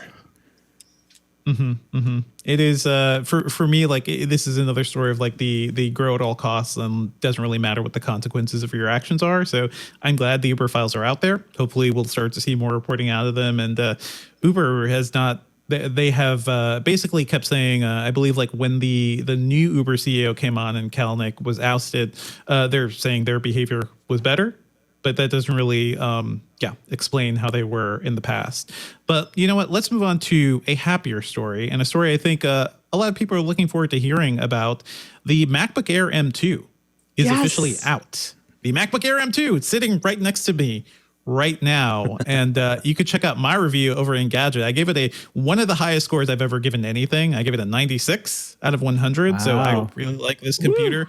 It is astounding. It is everything the 13-inch MacBook Pro was not, or at least what really disappointed me about that one was that it was just the old case. This thing's great. I just want to confirm it here on Twit. If you're looking for a new Mac computer, you want the new M2 chip, you want new hardware, you want a new design, you want a slightly larger screen and a thinner case, and this computer feels like magic every time I hold it. So I wholeheartedly recommend this thing. Are you guys excited for the MacBook Air M2? Well, I mean, I bought a 13-inch M1 last year, which is by far the best computer I've ever had. So I'm not in the market for this particular machine, but I was actually worried that you weren't going to promote your own story on the show this week because I was so excited by your review. I wanted to ask you, like, you've had the chance to play with this. I think many of us looked at the specs of the M2 Pro, which is, it's the M1 really Pro, Right. The updated one, with the touch bar and all of that. Is there any reason to your mind for someone to buy that M2 Pro with the touch bar over the Air? Because your review makes it seem like there's just no reason whatsoever to do that. So I reviewed the MacBook Pro 13-inch as well with the M2, and my conclusion is that I don't know who that computer is for. It is so baffling. It is such a weird computer because, the big difference from the M2 Air is that it has fans. It has an active cooling system. The Air is entirely passively cooled. So that means thermal throttling. That means, processor throttling if you push that computer too hard. But so the MacBook Pro can deal with heat better, can do longer term work. But it's the old case. It is the case that they've been evolving since 2016. It has only 2 USB-C ports. It doesn't have an SD card slot. If you're charging that thing, you're using one USB-C port. It has the old screen. It has, kind of all the other old stuff. Meanwhile, I reviewed the 14-inch and 16-inch MacBook Pros last year, and those things are incredible. Those things are like exactly what pro users have been asking for so long. And what I discovered is that basically if you spec up the MacBook Pro 13-inch and just like align it with the 14-inch, which I think is like a better computer overall. The price difference for like a computer with 16 gigs of RAM, a terabyte of storage, like the good hardware you'd recommend for everybody, it's only like a $300 price difference. So at that point, just get the 14-inch MacBook Pro. Just spend a little more and get the computer with a ProMotion screen and actual ports and so many things. So I railed against the MacBook Pro 13-inch quite a bit in my review of that one. I gave that a much lower score. I hope I wasn't too unfair, but I certainly felt like Apple was being super lazy with that computer. I don't know if you guys had the same thoughts on that. Yeah. It's just a baffling decision from them. I think was it John Gruber wrote about this, that it could be they're a victim of the perception of Pro versus Air and the bad experience a lot of people had with how, in their mind, the association of light and thin is underperforming, and which was certainly the case with the straight up 11-inch MacBook that they did, right, that they discontinued when they were back on Intel. And now they're in their second year of their M-line chips, and it's a hard thing for people to understand how responsive it is and what a big sea change it is from those Intel Space systems. So for a lot of people, maybe when they're shopping, they just see the word Pro, and it's a peace of mind thing that they're like, okay, even though it's fundamentally the same performance, yes, it has the active cooling, but they're willing to pay that for whatever reason. It's a marketing thing or it's a cognitive dissonance thing where they feel like they're getting the better value out of paying the Pro, which is why reviews exist, which is why, we're having discussion and people should know that there is no reason not to get that Air version of the M2 at 13 inches, which is the same spec. And both of those have the slower 256 gig SSD base model. So it's not even don't buy the base storage. Never buy the base storage, people. Right. Come on. Yeah. You can't replace those things. Buy as much as you can, please. But yeah, to what you're saying, Norm, absolutely true. I don't. The real question is, do you if you're doing any sort of work, if you're doing a lot of video editing or 3D encoding or something, 3D rendering, the Air is still a good computer. Like, it'll be fast. It just won't be as fast as the Pro M2. And if you're doing a lot of that, then don't get the Air at all. Get the 14-inch MacBook Pro. Yeah. I was going to say, that was my question. Did you run into any throttling? Because part of me is like, if you're editing video, you need the fans. Because a friend of mine who bought a Surface Pro, and he's like, do me a favor, run a benchmark on this because it's driving me insane. And I had and this is a couple of years ago, and he was like, I'm delighted with fanless. And I'm like, here's what's happening. It's throttling down, and when it throttles down, it's actually considerably slower. He had the Core i7, 32 gigs of RAM, a brand new processor, this beautiful machine, and it was running vastly slower than my Core i5, 3 years older, half the memory system, because my laptop had a fan and his didn't, and the thermal overload just crushed it. And it's funny because I've been circling around MacBooks again for the first time in forever, because a friend of mine who does a lot of processor reviews was like, yes, I have a $3,000 desktop video editing system, and my wife's new $1,500 laptop crushes it. One's an Intel Windows platform, and the other one's the MacBook. But I was curious, did you run into anything other than like super challenging video rendering or 3D? Did you run into any of the throttling or any heat issues, or was it mostly unnoticeable? There are some things like because it's passively cooled. If you're doing a lot of work, like there was a point where I was downloading the handful of Steam games that actually run on Macs, like Shadow of the Tomb Raider. So I had like 5 games downloading. It was like 500 gigabytes of data just coming into my computer, and that started to feel warm. So it was feeling warm on my lap. It felt warm on the keyboard, but that's fine. I'm totally used to that on laptops, and it wasn't like warm enough to burn me.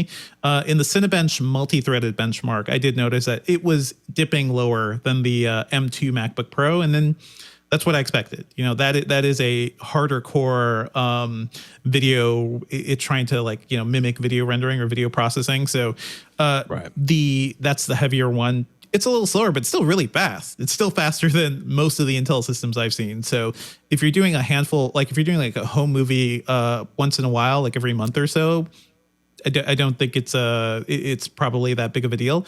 If you're doing it as a daily work type of thing, then yeah, you shouldn't be getting the Air. If your job is video editing, then get the Pro, but get the right Pro. Get the 14 or 16 inch. And I know they're ungodly expensive, but at least the 14 inch is a new design and a much better overall computer than the 13 inch. Yeah. It really makes me wish I had gone up to that the 16-inch MacBook when I bought my M1 last year, because I have to tell you, like an Air for like throwing in your purse and just going around town, and then a Pro to really do your work on, that is a good combination. I've done that a lot.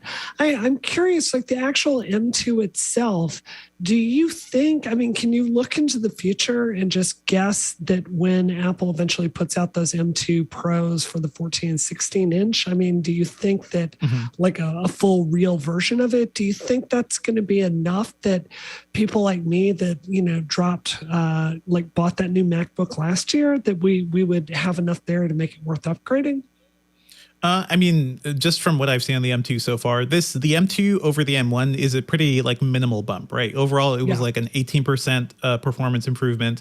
Maybe the Pro and Max chips and the Ultra chips, like whenever those arrive, those will probably be faster. But if you look at my benchmark numbers on our Engadget review, the M1 Pro, the M1 Max are still much, much faster than the base M2 as it is. So if you bought a 14-inch or 16-inch MacBook Pro now, it would still be much faster. You could wait, maybe we'll see it by the end of the year. It's really hard to predict anything with Apple. But those things are so fast right now that I wouldn't be surprised if they waited till spring or something, right? There's just a lot of delays happening across the industry. And I don't know if Apple's going to push for that or if they're going to focus more on there's rumors of an iMac Pro or something coming back. And that was a disaster. That was an ill-advised upgrade back around 2017 when that came out.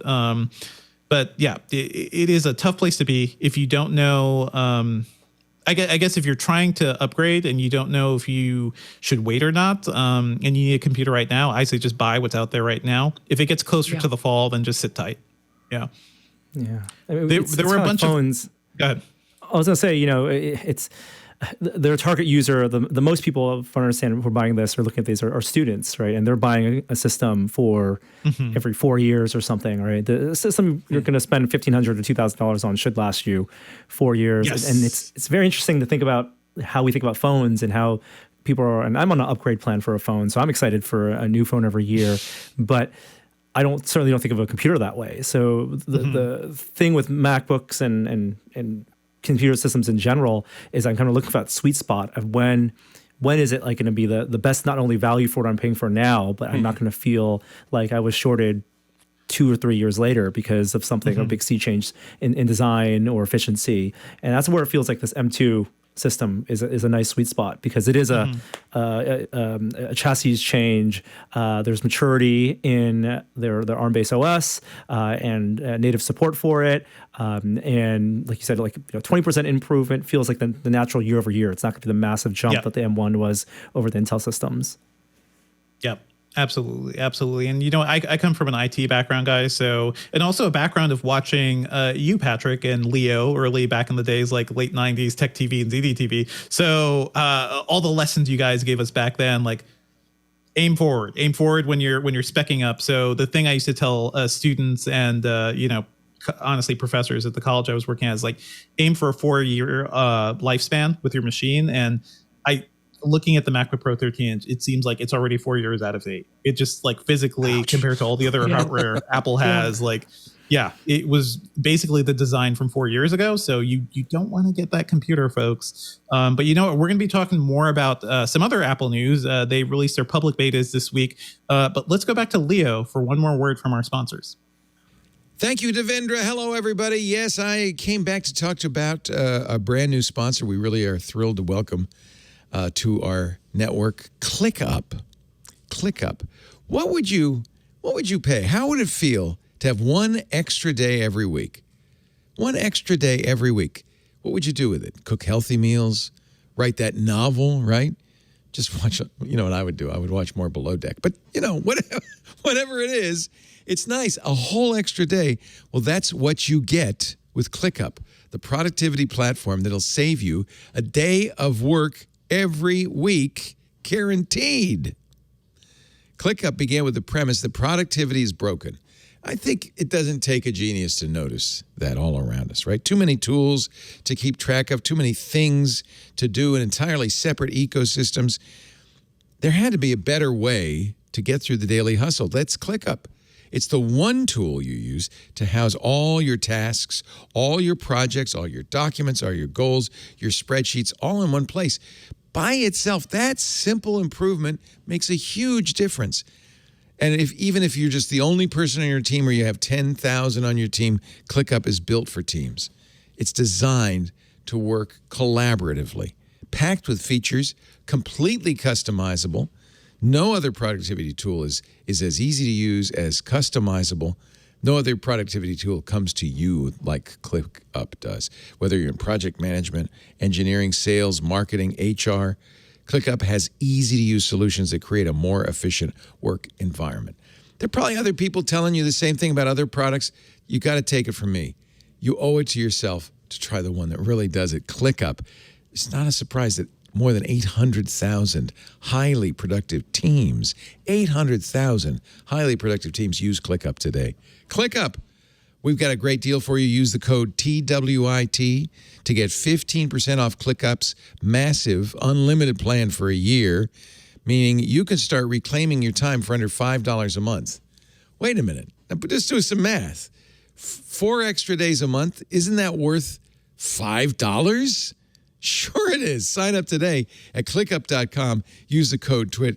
But hurry, this offer ends soon. ClickUp, CLICKUP, clickup.com. Use the offer code TWIT for 15% off their massive unlimited plan. Thank you, ClickUp. Welcome to the TWIT family. Please, we really appreciate ClickUp's support, but you can show your support by using that offer code TWIT at clickup.com. macOS.com. Now, back to Devindra. Thanks, Leo. In other Apple news this week, we also got our first public previews of their next upcoming operating systems, iOS 16, macOS Ventura, the new iPadOS, and watchOS 9. I've been testing macOS Ventura, and I wrote up a preview over at Engadget as well. And have to say, I'm glad I have a platform to finally say, I hate the OS X dock. I have hated it since 2001. It is awful.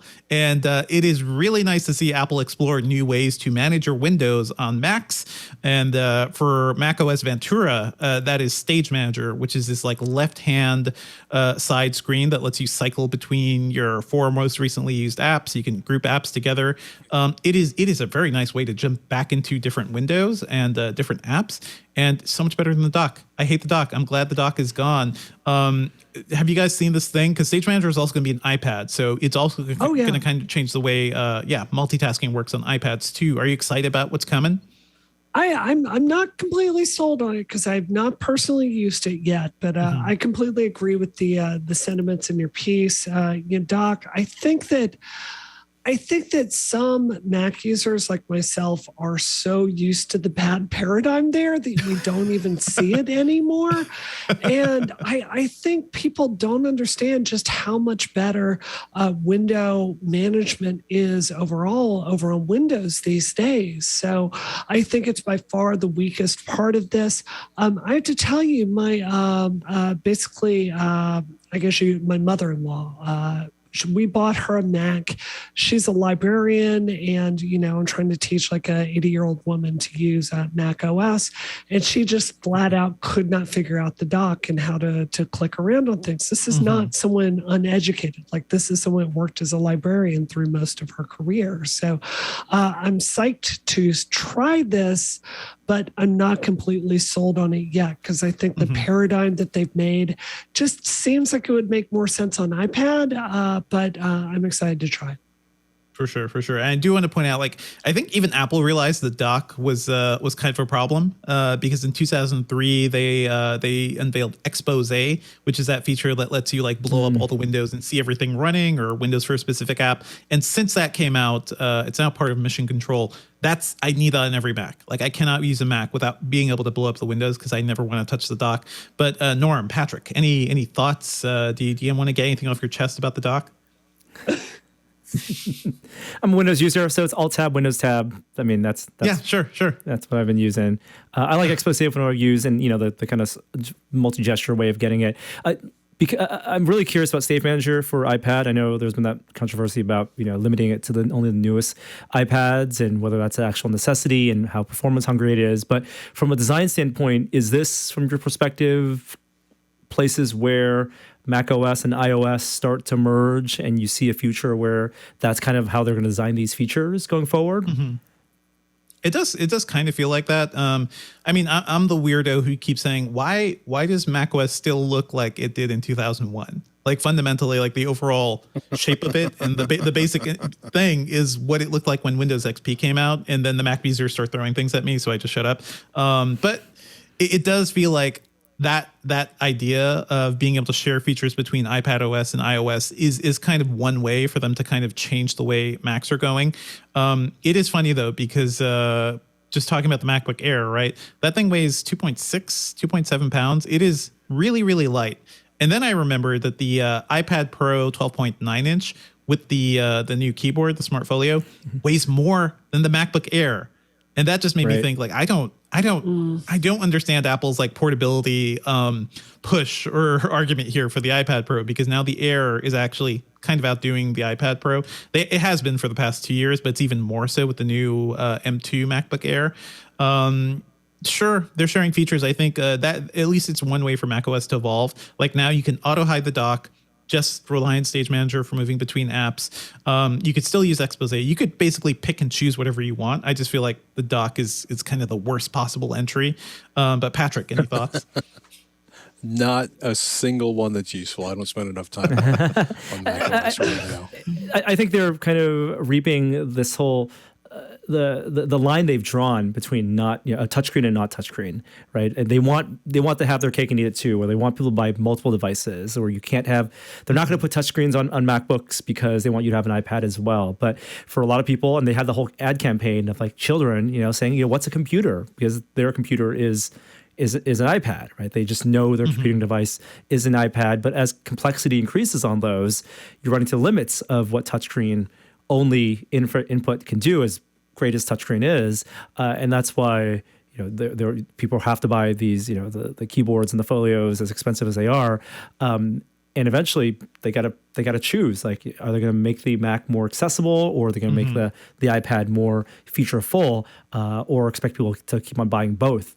Because iPad users are going to always want to ask for more features, and macOS users are going to want to ask for just easier ways to get through the complexity of it. Is there anything? I don't know. Go ahead. I think I don't think there's like any like evil, like Tim Cook rubbing his hands together. Like, we will never bring the touch screen to the Mac so we can sell our iPads. I think, there has traditionally been a lot of fear, in the Mac community, that this kind of crossover between, basically iOS and macOS was going to make macOS less of a professional tool. I think that it's a fair worry to have, just because, one is, as you say, it is more for. It's just straightforward. It's something children can use. The other is like a professional environment that many of us have been using for our whole careers.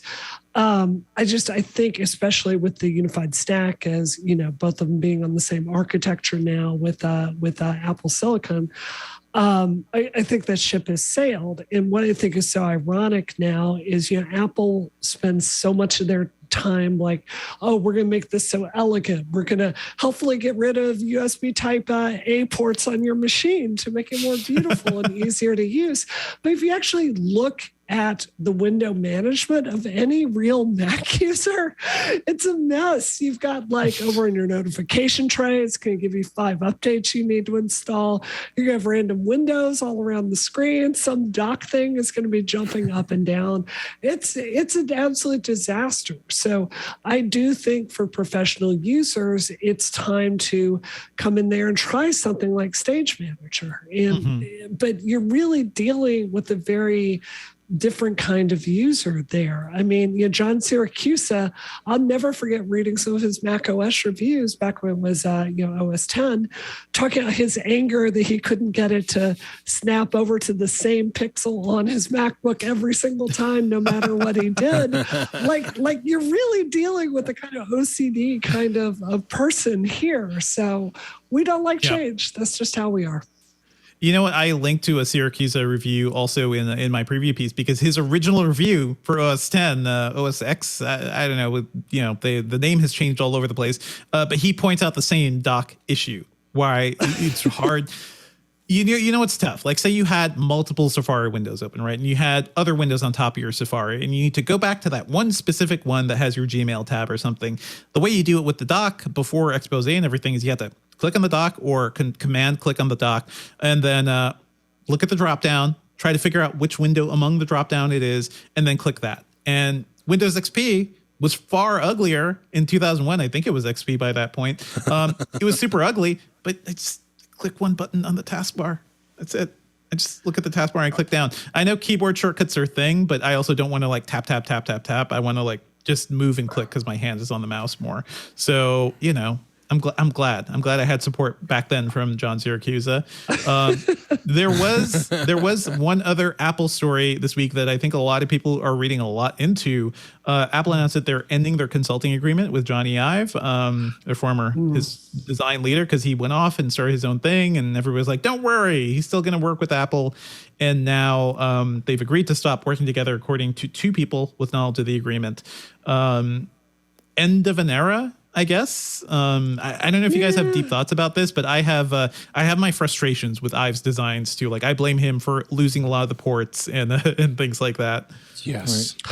Well, I have a lot of thoughts on this. Like, I think in some ways Apple design has gotten much better since Ive has left, and I think the 14-inch M1 notebook is a really good example of this. I think clearly I've pushed many Apple designs like for minimalism over pragmatism. A really good example being that infamous scissor keyboard design, which the scissor keyboard, the charging cable underneath the mouse. I will never forgive anybody for that. Oh my God. Mistakes were made. Mistakes were made. Yeah. I think there's a really good argument that it's gotten better in many respects since he left. And, the reporting goes on to say a lot of Apple people were A, very curious what he was being paid $100 million to design exactly, and B, very frustrated that there were allegations that he kept poaching key people from Apple's design team, which just seems like not good. On the other hand, I do have to look at like what Apple's been putting out in the last few years. And let's be honest here. There's a lot of lack of whimsy with what Apple's been putting out. Like, it's all really good industrial design, but if you're looking at the new iPads or the MacBooks, there's nothing out there that's really groundbreaking. The way that, the trash can Mac Pro, which, not a successful pro computer, but certainly a stunning design. I mean, we were thinking about this over on Rocket, that the most interesting thing Apple has really put out in the last 3 or 4 years was that the AirPod Max, what's the overhead headphone things? The case it's exactly for that, AirPod Max. Yeah. Yeah, it looks like a bra. That's the most interesting thing that they've put out in a long time. So I think it wasn't interesting Apple's because it was whimsy. Yeah. Yeah, I was going to say it wasn't interesting because it was positive. It was interesting because it seemed to have the worst of an extra accessory without doing any of the things you expected the accessory for. Right. I mean, there's part of me like, there was Jony Ive and Steve Jobs, and then there's Jony Ive after Steve Jobs. And there was things like, I don't see, there's a lot of things I can see happening that maybe they would have been exactly the same if Steve Jobs hadn't passed. But I look at like the Apple Watch and, the watching the interface on that and how it came out, and there was buttons and there was there was the knob on the side. And I remember being like, this just seems to be the worst of every possible world on an interface. And, and I will also be like, I am so over the obsession with thinness and the removal of ports. And I feel like a lot of, what's happened is that, as Jony Ives maybe hasn't been like, we must make everything thinner to the point where it collapses if you pick it up. And if you need a port, you're obviously doing everything wrong. And I'm with you. That Mac Pro, it was gorgeous, fundamentally useless for the way people actually used Mac Pros in the real world. Yeah. The other thing I'm over with, Patrick, sorry to interrupt. The other thing I'm over with is also just singular designers being credited with everything. Because even, under Jony Ives, it's a whole design team. But when you have the idealization of whether it's one designer or an engineer or a founder, being the person the consumers are associated with and put on a pedestal, when it's, yes, they provide the guidance and it's their direction, and ultimately they might make the decisions.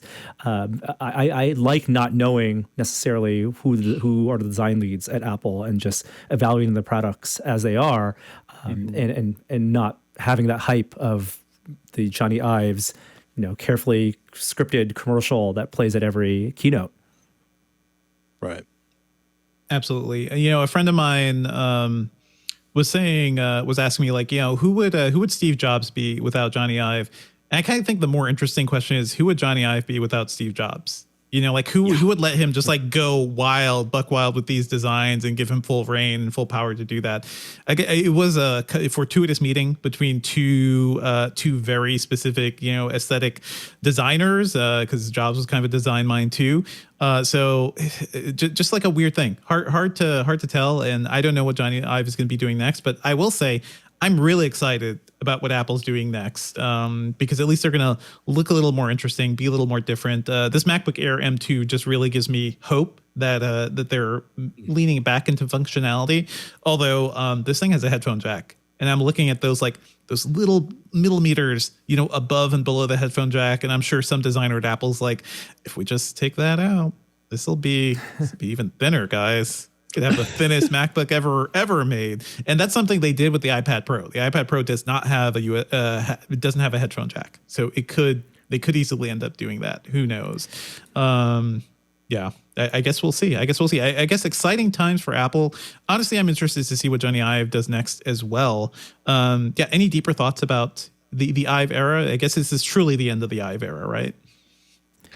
I mean, I think that there was a headlines that said it best. Like, he made the entire tech industry care about industrial design. And, Norman, just to bounce off of your point, I completely agree. He is overcredited. You can read books on him, and it was a team of people working with him, structural engineers, material engineers. A lot of what made Apple so successful is really new composite metals that they made. Jony Ive is not a metallurgist, so, but his legacy was making the whole industry care more about design. I would go the opposite way, though. I would challenge Apple to start highlighting some of their other talent in the design world at this keynote. It's something we don't talk about as much today because Apple has gotten so much better at it. But it was as recently as 2011, 2012, Apple would never have women speaking at WWDC or at these keynotes. It would be one dude after another, all generally white dudes. And they've gotten a lot better at letting other people kind of represent the company. I would love to meet and know some of the people working on the design team doing this really interesting work. Who's the person that fixed the keyboard? Bring them forward. I will praise them. I mean, find out I want to hear some of these stories, like promote them and let someone else be a fable for the next generation of Apple, the way that they kind of built up Jony Ive. I would really like to see that. I would totally like to see that too. And certainly we are seeing in these new betas, we're seeing all sorts of new design ideas too, right? There is continuity camera, which is, I think, the single wildest thing I've seen from Apple in the past decade, right? Here's a thing you put on your MacBook and you put your phone on the thing and your phone is your webcam, which seems like both an admission that their webcams are terrible, which they're not that great, even the one in the new MacBook Air, but also that, this is a really confusing thing. I still haven't gotten it to work in the beta OSs I have. I have to do some reinstalling probably, but is that a thing you're interested in doing? Or is that just a weird idea somebody had and Apple's just like, hey, go for it, which I feel like was never a thing that could have happened before. Well, I mean, I'm sure it's fun. Oh, I was going to say, because everybody's webcams in their laptops are atrocious. There's incredible physical limitations. I'm still just grateful that Dell finally went, we can give ourselves 3mm at the top and bury a camera up there. Because really, please. It was like, how much nostril cam can anyone take in one lifetime, right? And it was just, people are also realizing, a lot of people realize oh, my webcam looks like crap, but my iPhone looks great. Why can't I use these together? And I think that's the kind of aesthetic decision that would have been no. By the way, you also hold your iPhone like this, and if you hold it with 4 fingers, you're using it wrong. Anybody remember that? We didn't test this with normal people, and if we did, we told them the way they held their phone was wrong. Because really, who holds their phone with their entire hand when you can hold a $1,000 device with 2 fingers and have it work? Apparently, I'm still a little bitter about that phase, but I think it's a smart decision because yes, I have a micro Four Thirds camera in here. I have a decent lens on it. I have lighting in here, and the reality is there's a lot more people running Mac hardware that have an iPhone than there are people who want to deal with doing an HDMI interface, to a camera with a semi-professional lens, and everybody's got their phone with them. So it seems smart to me. It seems thoughtful to me. It seems to they're acknowledging the needs of the community because a lot of people would like their video to look better, and it just so happens your camera's got a pretty bitchin', or your phone, I should say. It has a pretty bitchin' camera inside of it. Oh, it's a phone too, by the way. Yeah, it reinforces the fact that the phones have become more and more imaging devices first. The killer app is the phone, and they've put so much R&D into, and even gone to thicker phones because of it, so they can facilitate the better cameras. The feature I'm most curious about related to that is how they're making use of the wide-angle camera to warp a downward angle view, kind of like how like cars with their wide-angle cameras can create almost like a drone-like view around you, and then what the imagery we saw from the keynote of that was, I think, too crisp. I was very skeptical of how that would look, because if you look at the edge of even their ultra wide camera, if you start warping that, like there's only so much clarity you can get. Yeah, I haven't gotten it to work yet, but some YouTubers have. I believe Dave 2D on YouTube has been doing some testing with that. And it does look like his fingers get super long and stretched, but if something is flat on the table in front of you, you do get a really nice, like pretty clear, like overhead camera view, which again, who thought of that? Like I need that story. I need that background of like, where did this idea come from? Why did it like get all the way up the chain of command to being shown and being a shipping feature in the OS? Just kind of a wild thing for Apple to do. And I had the opportunity to ask Apple like several times, and they're never going to give you specifics, but they're like, we thought this would be a cool feature. The one thing I will say, other than being like kind of annoying to set up, I wonder how many people are going to miss having a phone to fiddle with when you should be paying attention to video chat. So that's one thing that could be working against this feature. Not that you guys are doing that at all during this show. But that is the thing. We've grown used to having a second screen in our hands or nearby. Letting go of your phone a little bit just for better video quality. I don't know if that's going to end up making it like less useful for a lot of people. But yeah, we will see. And actually something related to what Apple's going to be doing soon, I want to talk about next. But let's head over to Leo for one more word. Could I just say something about this? Because go ahead. Go ahead. To weigh in on this. It just seems to me like, Dr. Dre like sold Beats because he was able to think about a segment of the market that everyone else was not thinking about at that time, which was headphones. And he was right about that. There were people that wanted to have colorful headphones like they were sneakers, that just the tech market completely missed. There are two separate companies out there right now that are understanding we're all doing video chats all the time now. People want better cameras here. I would note that, Norman, you and Patrick both have some really nice setups with depth of field there, which I'm very envious of.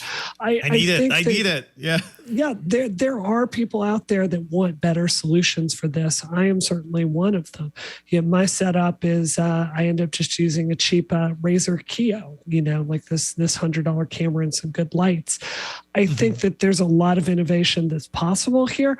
I think long term, people are not going to like attach their camera to their MacBook in a it's just not an Apple-y solution long term. But I think that there is a growing market for better video broadcasting equipment out there.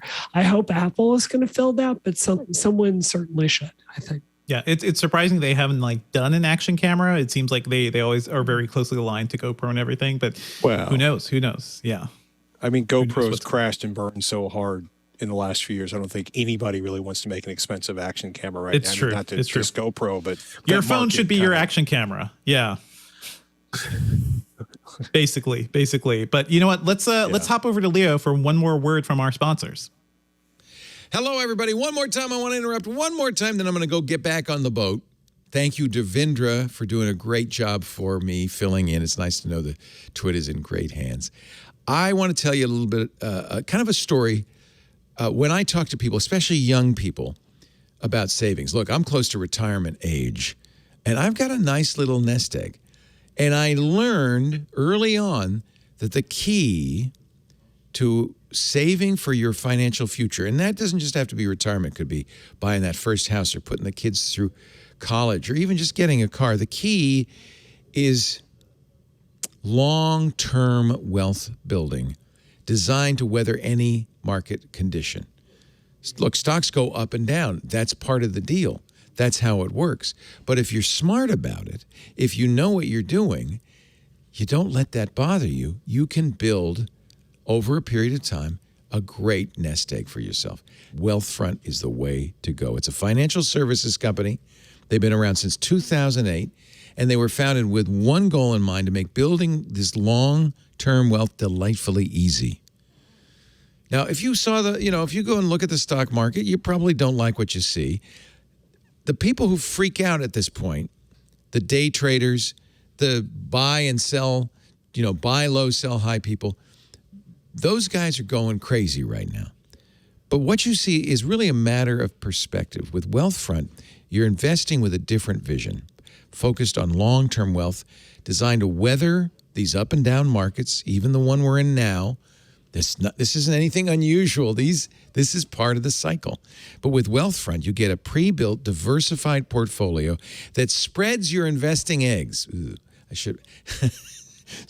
Spreads your investments across more baskets. Okay, you know what I'm saying. Maybe not the most felicitous way to put it, but it spreads your investments across. It diversifies it, right?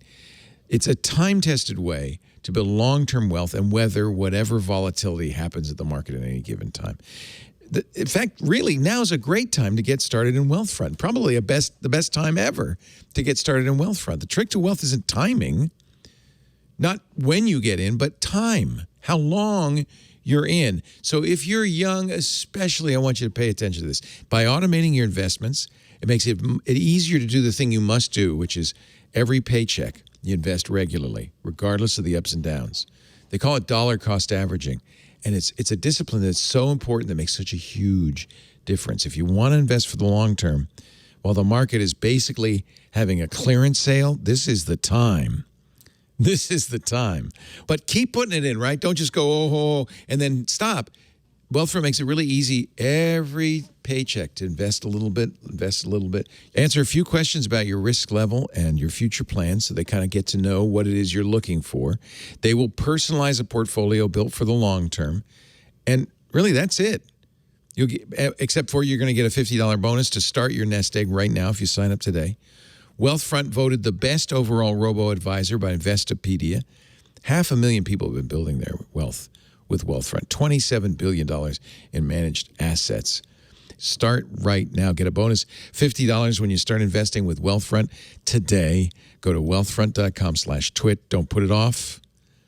That's wealthfront.com/twit. Needless to say, this bit of investing wisdom is a paid into wealthfront.com/twit. All right. Enough of that. I got an Aperol Spritzer waiting for me. I will see you next week.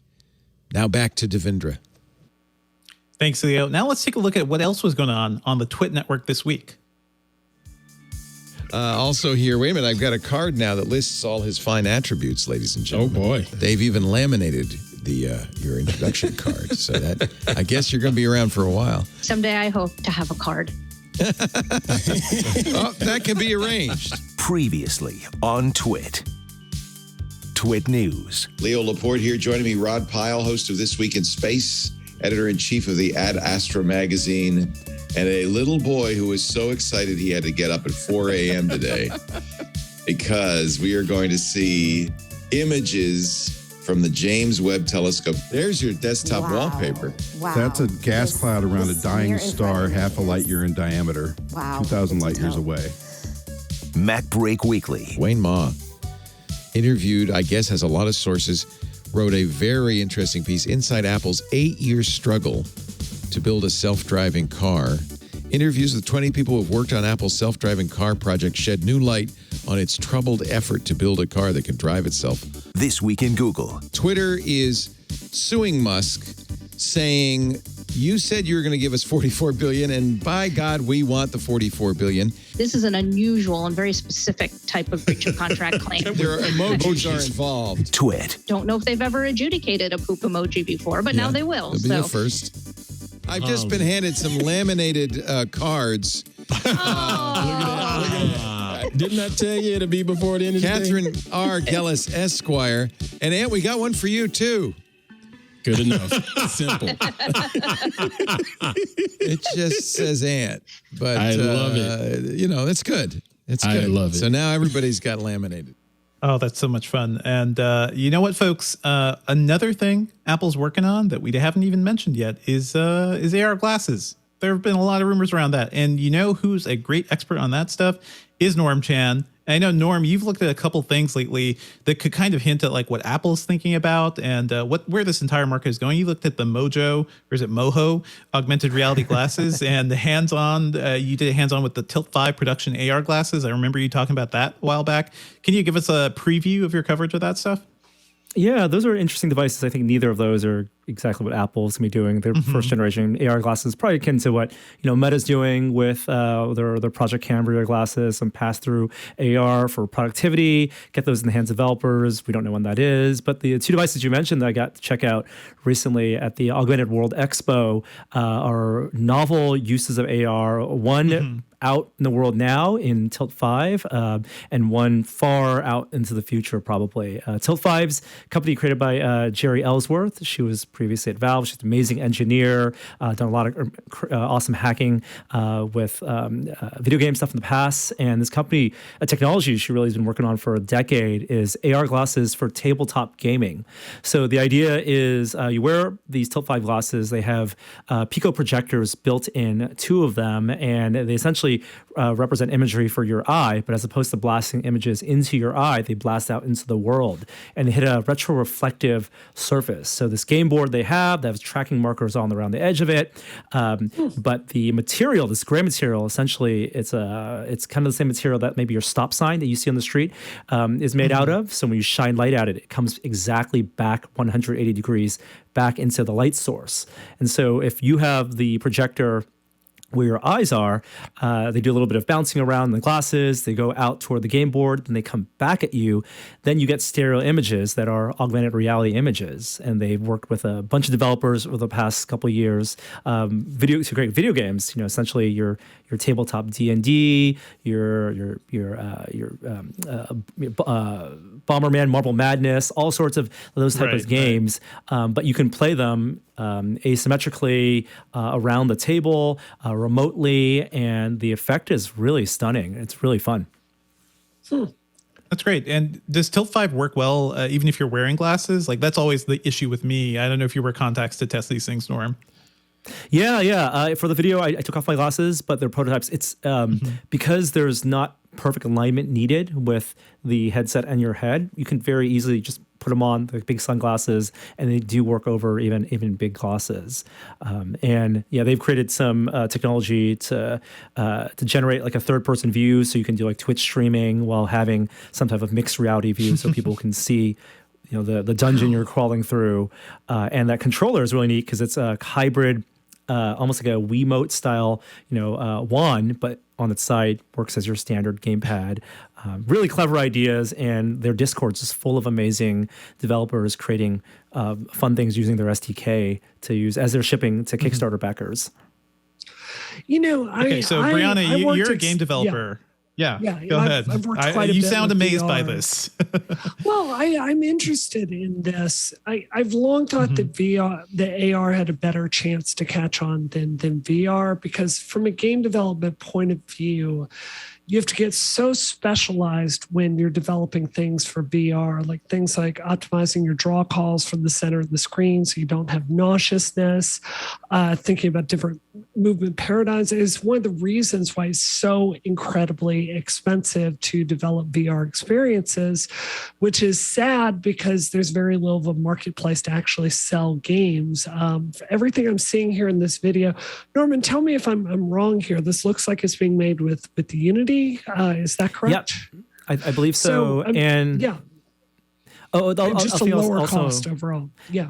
Yes, lower cost and lower performance overhead needed. They're doing reprojection, basically doubling up the frames or tripling them up in the headset itself. So the projectors are running at 180 hertz. But Jerry says that a lot of the developers don't even need to optimize as their first pass. They can run it at 30 or 60 on Intel integrated graphics, and it'll run smooth. And the production units actually prove that out. Yeah, that's really interesting to me. You were talking at the beginning of this about how the signs are there that Apple is bringing a VR product to market, AR product to market rather. And I just tell you, as someone that works with their SDK, it's the writing is so on the wall because you don't look at Apple leaks. You ask yourself, like you follow the State of the Union and see the direction that Apple has been going with basically their developer tools.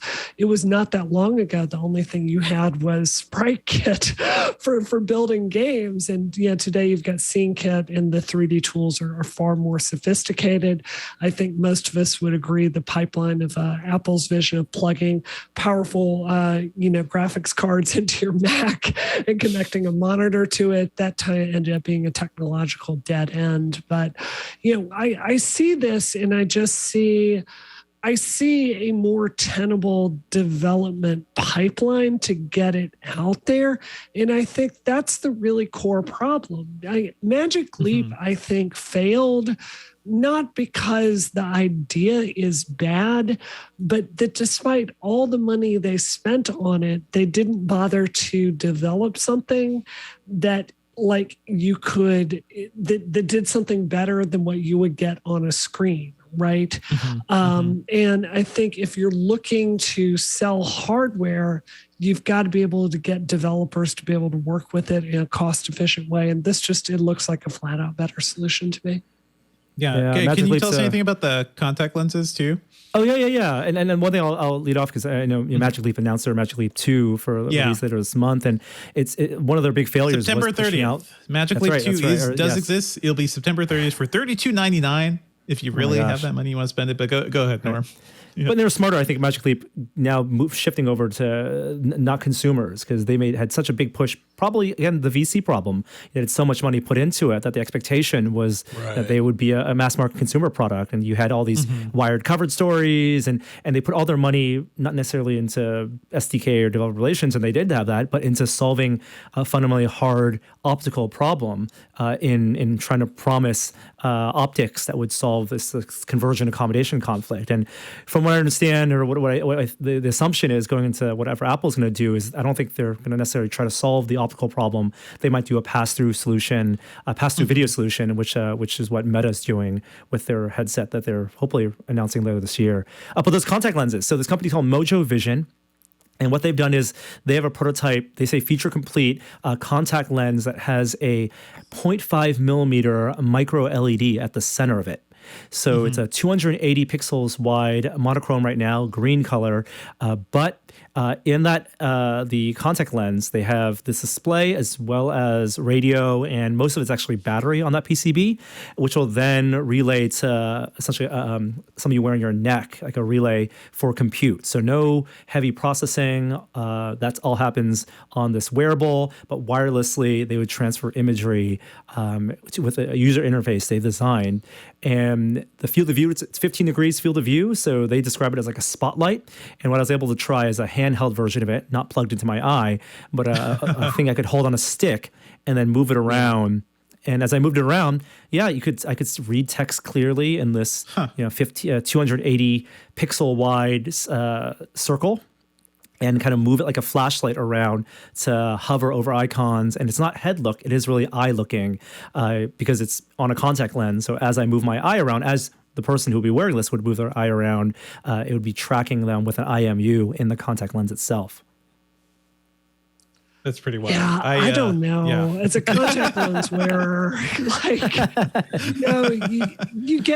you get so attached to certain brands because they're softer or cleaner or even disposable lenses that something like that, and you think about things going wrong and having electrical components near your eye. You don't want your contact lenses to overheat or explode. I'm not doing it. I'm sorry. That is absolutely, that's how I feel about it too. Exactly. I wear glasses. I don't like putting things in my eye. I've heard horror stories. My wife's had contact lenses rolled to the back of her eye. So presumably these are, it just sounds like I don't want that to happen. It's wireless here, so like, how would you fish that out? And there's the whole cleanliness of it, right? Like, this isn't going to be disposable. Presumably, whenever this gets to market, it'll be expensive, custom fit for your eyeball. So it's gonna. I know glass contact lenses in the past have had irritability. So yeah, I'm not sure exactly. I have to ask Norm. I saw this when they first went public back in like 2020 at CES or CES 2020, and one of the things they were talking about a lot was the idea that folks with low vision or vision impairment, they were working on solutions to help people to sort of augment or create the ability to see better, or at least to be able to discern objects in rooms and stuff. Are they talking about that at all, or is it almost kind of entirely a heads-up display conversation from them now? I think it's a heads-up display because it's fundamentally they're using the same types of contact lenses on their outer and inner shell. They can do corrective lensing, so people could wear it as a contact lens. But from I think their business purpose, they want this to be for medical fields, probably military, wherever people would have their hands busy but need to have some type of heads-up information. And the user interface aspect of it is really interesting because even as fast as our eye tracking might be and as responsive as it might be, like imagine if you had a full UI but you could only see a circle of it at once. Like you would need some type of indicator of when information was being updated in the periphery, or be extremely familiar with that UI to not, I don't want to have to mouse over or look over to notice that there's a icon in this right corner or left corner, which is kind of how they're designing it right now. Oof. I will say the smart contact lenses in the new Batman movie is like the one thing that really irked me about that movie. It's like you have contact lenses recording video. How's this working, Batman? Where's it being stored? What's charging it? I'm kind of right there with you too, Norm. Like the ickiness of it. I've never gotten contacts just because I think early on I think I have astigmatism and it was hard to get contacts to work with that. Now they work and I'm just like too grossed out by the idea. But I also test enough VR headsets where I'm like, am I going to get contacts just to better test VR headsets? Because I guess I have to, because that's the world we're living in. I don't know. Thankfully, some have glasses insert, so I've been able to use those. Yeah, I think there's one more story I want to dive into real quick because we are rounding the end here. But FCC Chair Jessica Rosenworcel announced she is aiming to increase the broadband standard in the US from 25 megabits per second download to 100 and upload from 3 megabits per second to 20 megabits. And I just want to hear your quick thoughts, guys, and Brianna especially too, because you're actually working in the political sphere to kind of see like how this thing would work, or would it even ever pass? I don't know. I mean, this is why a lot of why I wanted to run for Congress is, the Science, Space and Technology Committee in the House is just criminal. Like, look who's serving on there and look at their qualifications. The people making your tech policy in the United States, it's a joke. You read this, it's like, yes, of course, we've got to do this. The question is if our broadband duopoly is actually going to, are they going to fight it in court? Are they going to fudge it? We've seen so many false promises about this, just up and down the line. Like I could get in here and talk about AT&T and Verizon, their false promises when they get dragged before Senate subcommittee about not screwing over consumers so hard. I want to see this, obviously, do it, make it happen. There's no reason for us to have this level of terrible internet with what we pay for it in the United States, which is remarkably more expensive than other countries. Mandated. It's the only way it's going to get better. Absolutely. Is that enough speed for you guys, Patrick and Norm? It's a bare minimum. Oh, man. But, the bare minimum. Well, Norm, you're producing like a full video every day, I think. So yeah, you need a lot. But yeah. Go ahead, Patrick. No, I was going to say, because one of the interesting things about traveling around RVing before we settled in St. Louis was seeing, we would look at towns and be like, oh, they have DSL. within, a finite distance of a particular switch. And it was amazing to see there were some wireless, over-the-air wireless plans like the one I had when I left California. And it was funny because there was a startup. They did their first group was in my town. I lived in Alameda. And I was like, gosh, I don't know. Should I trust this? And I was like, okay, I promised myself as soon as anybody had a better deal than Comcast, I was gone.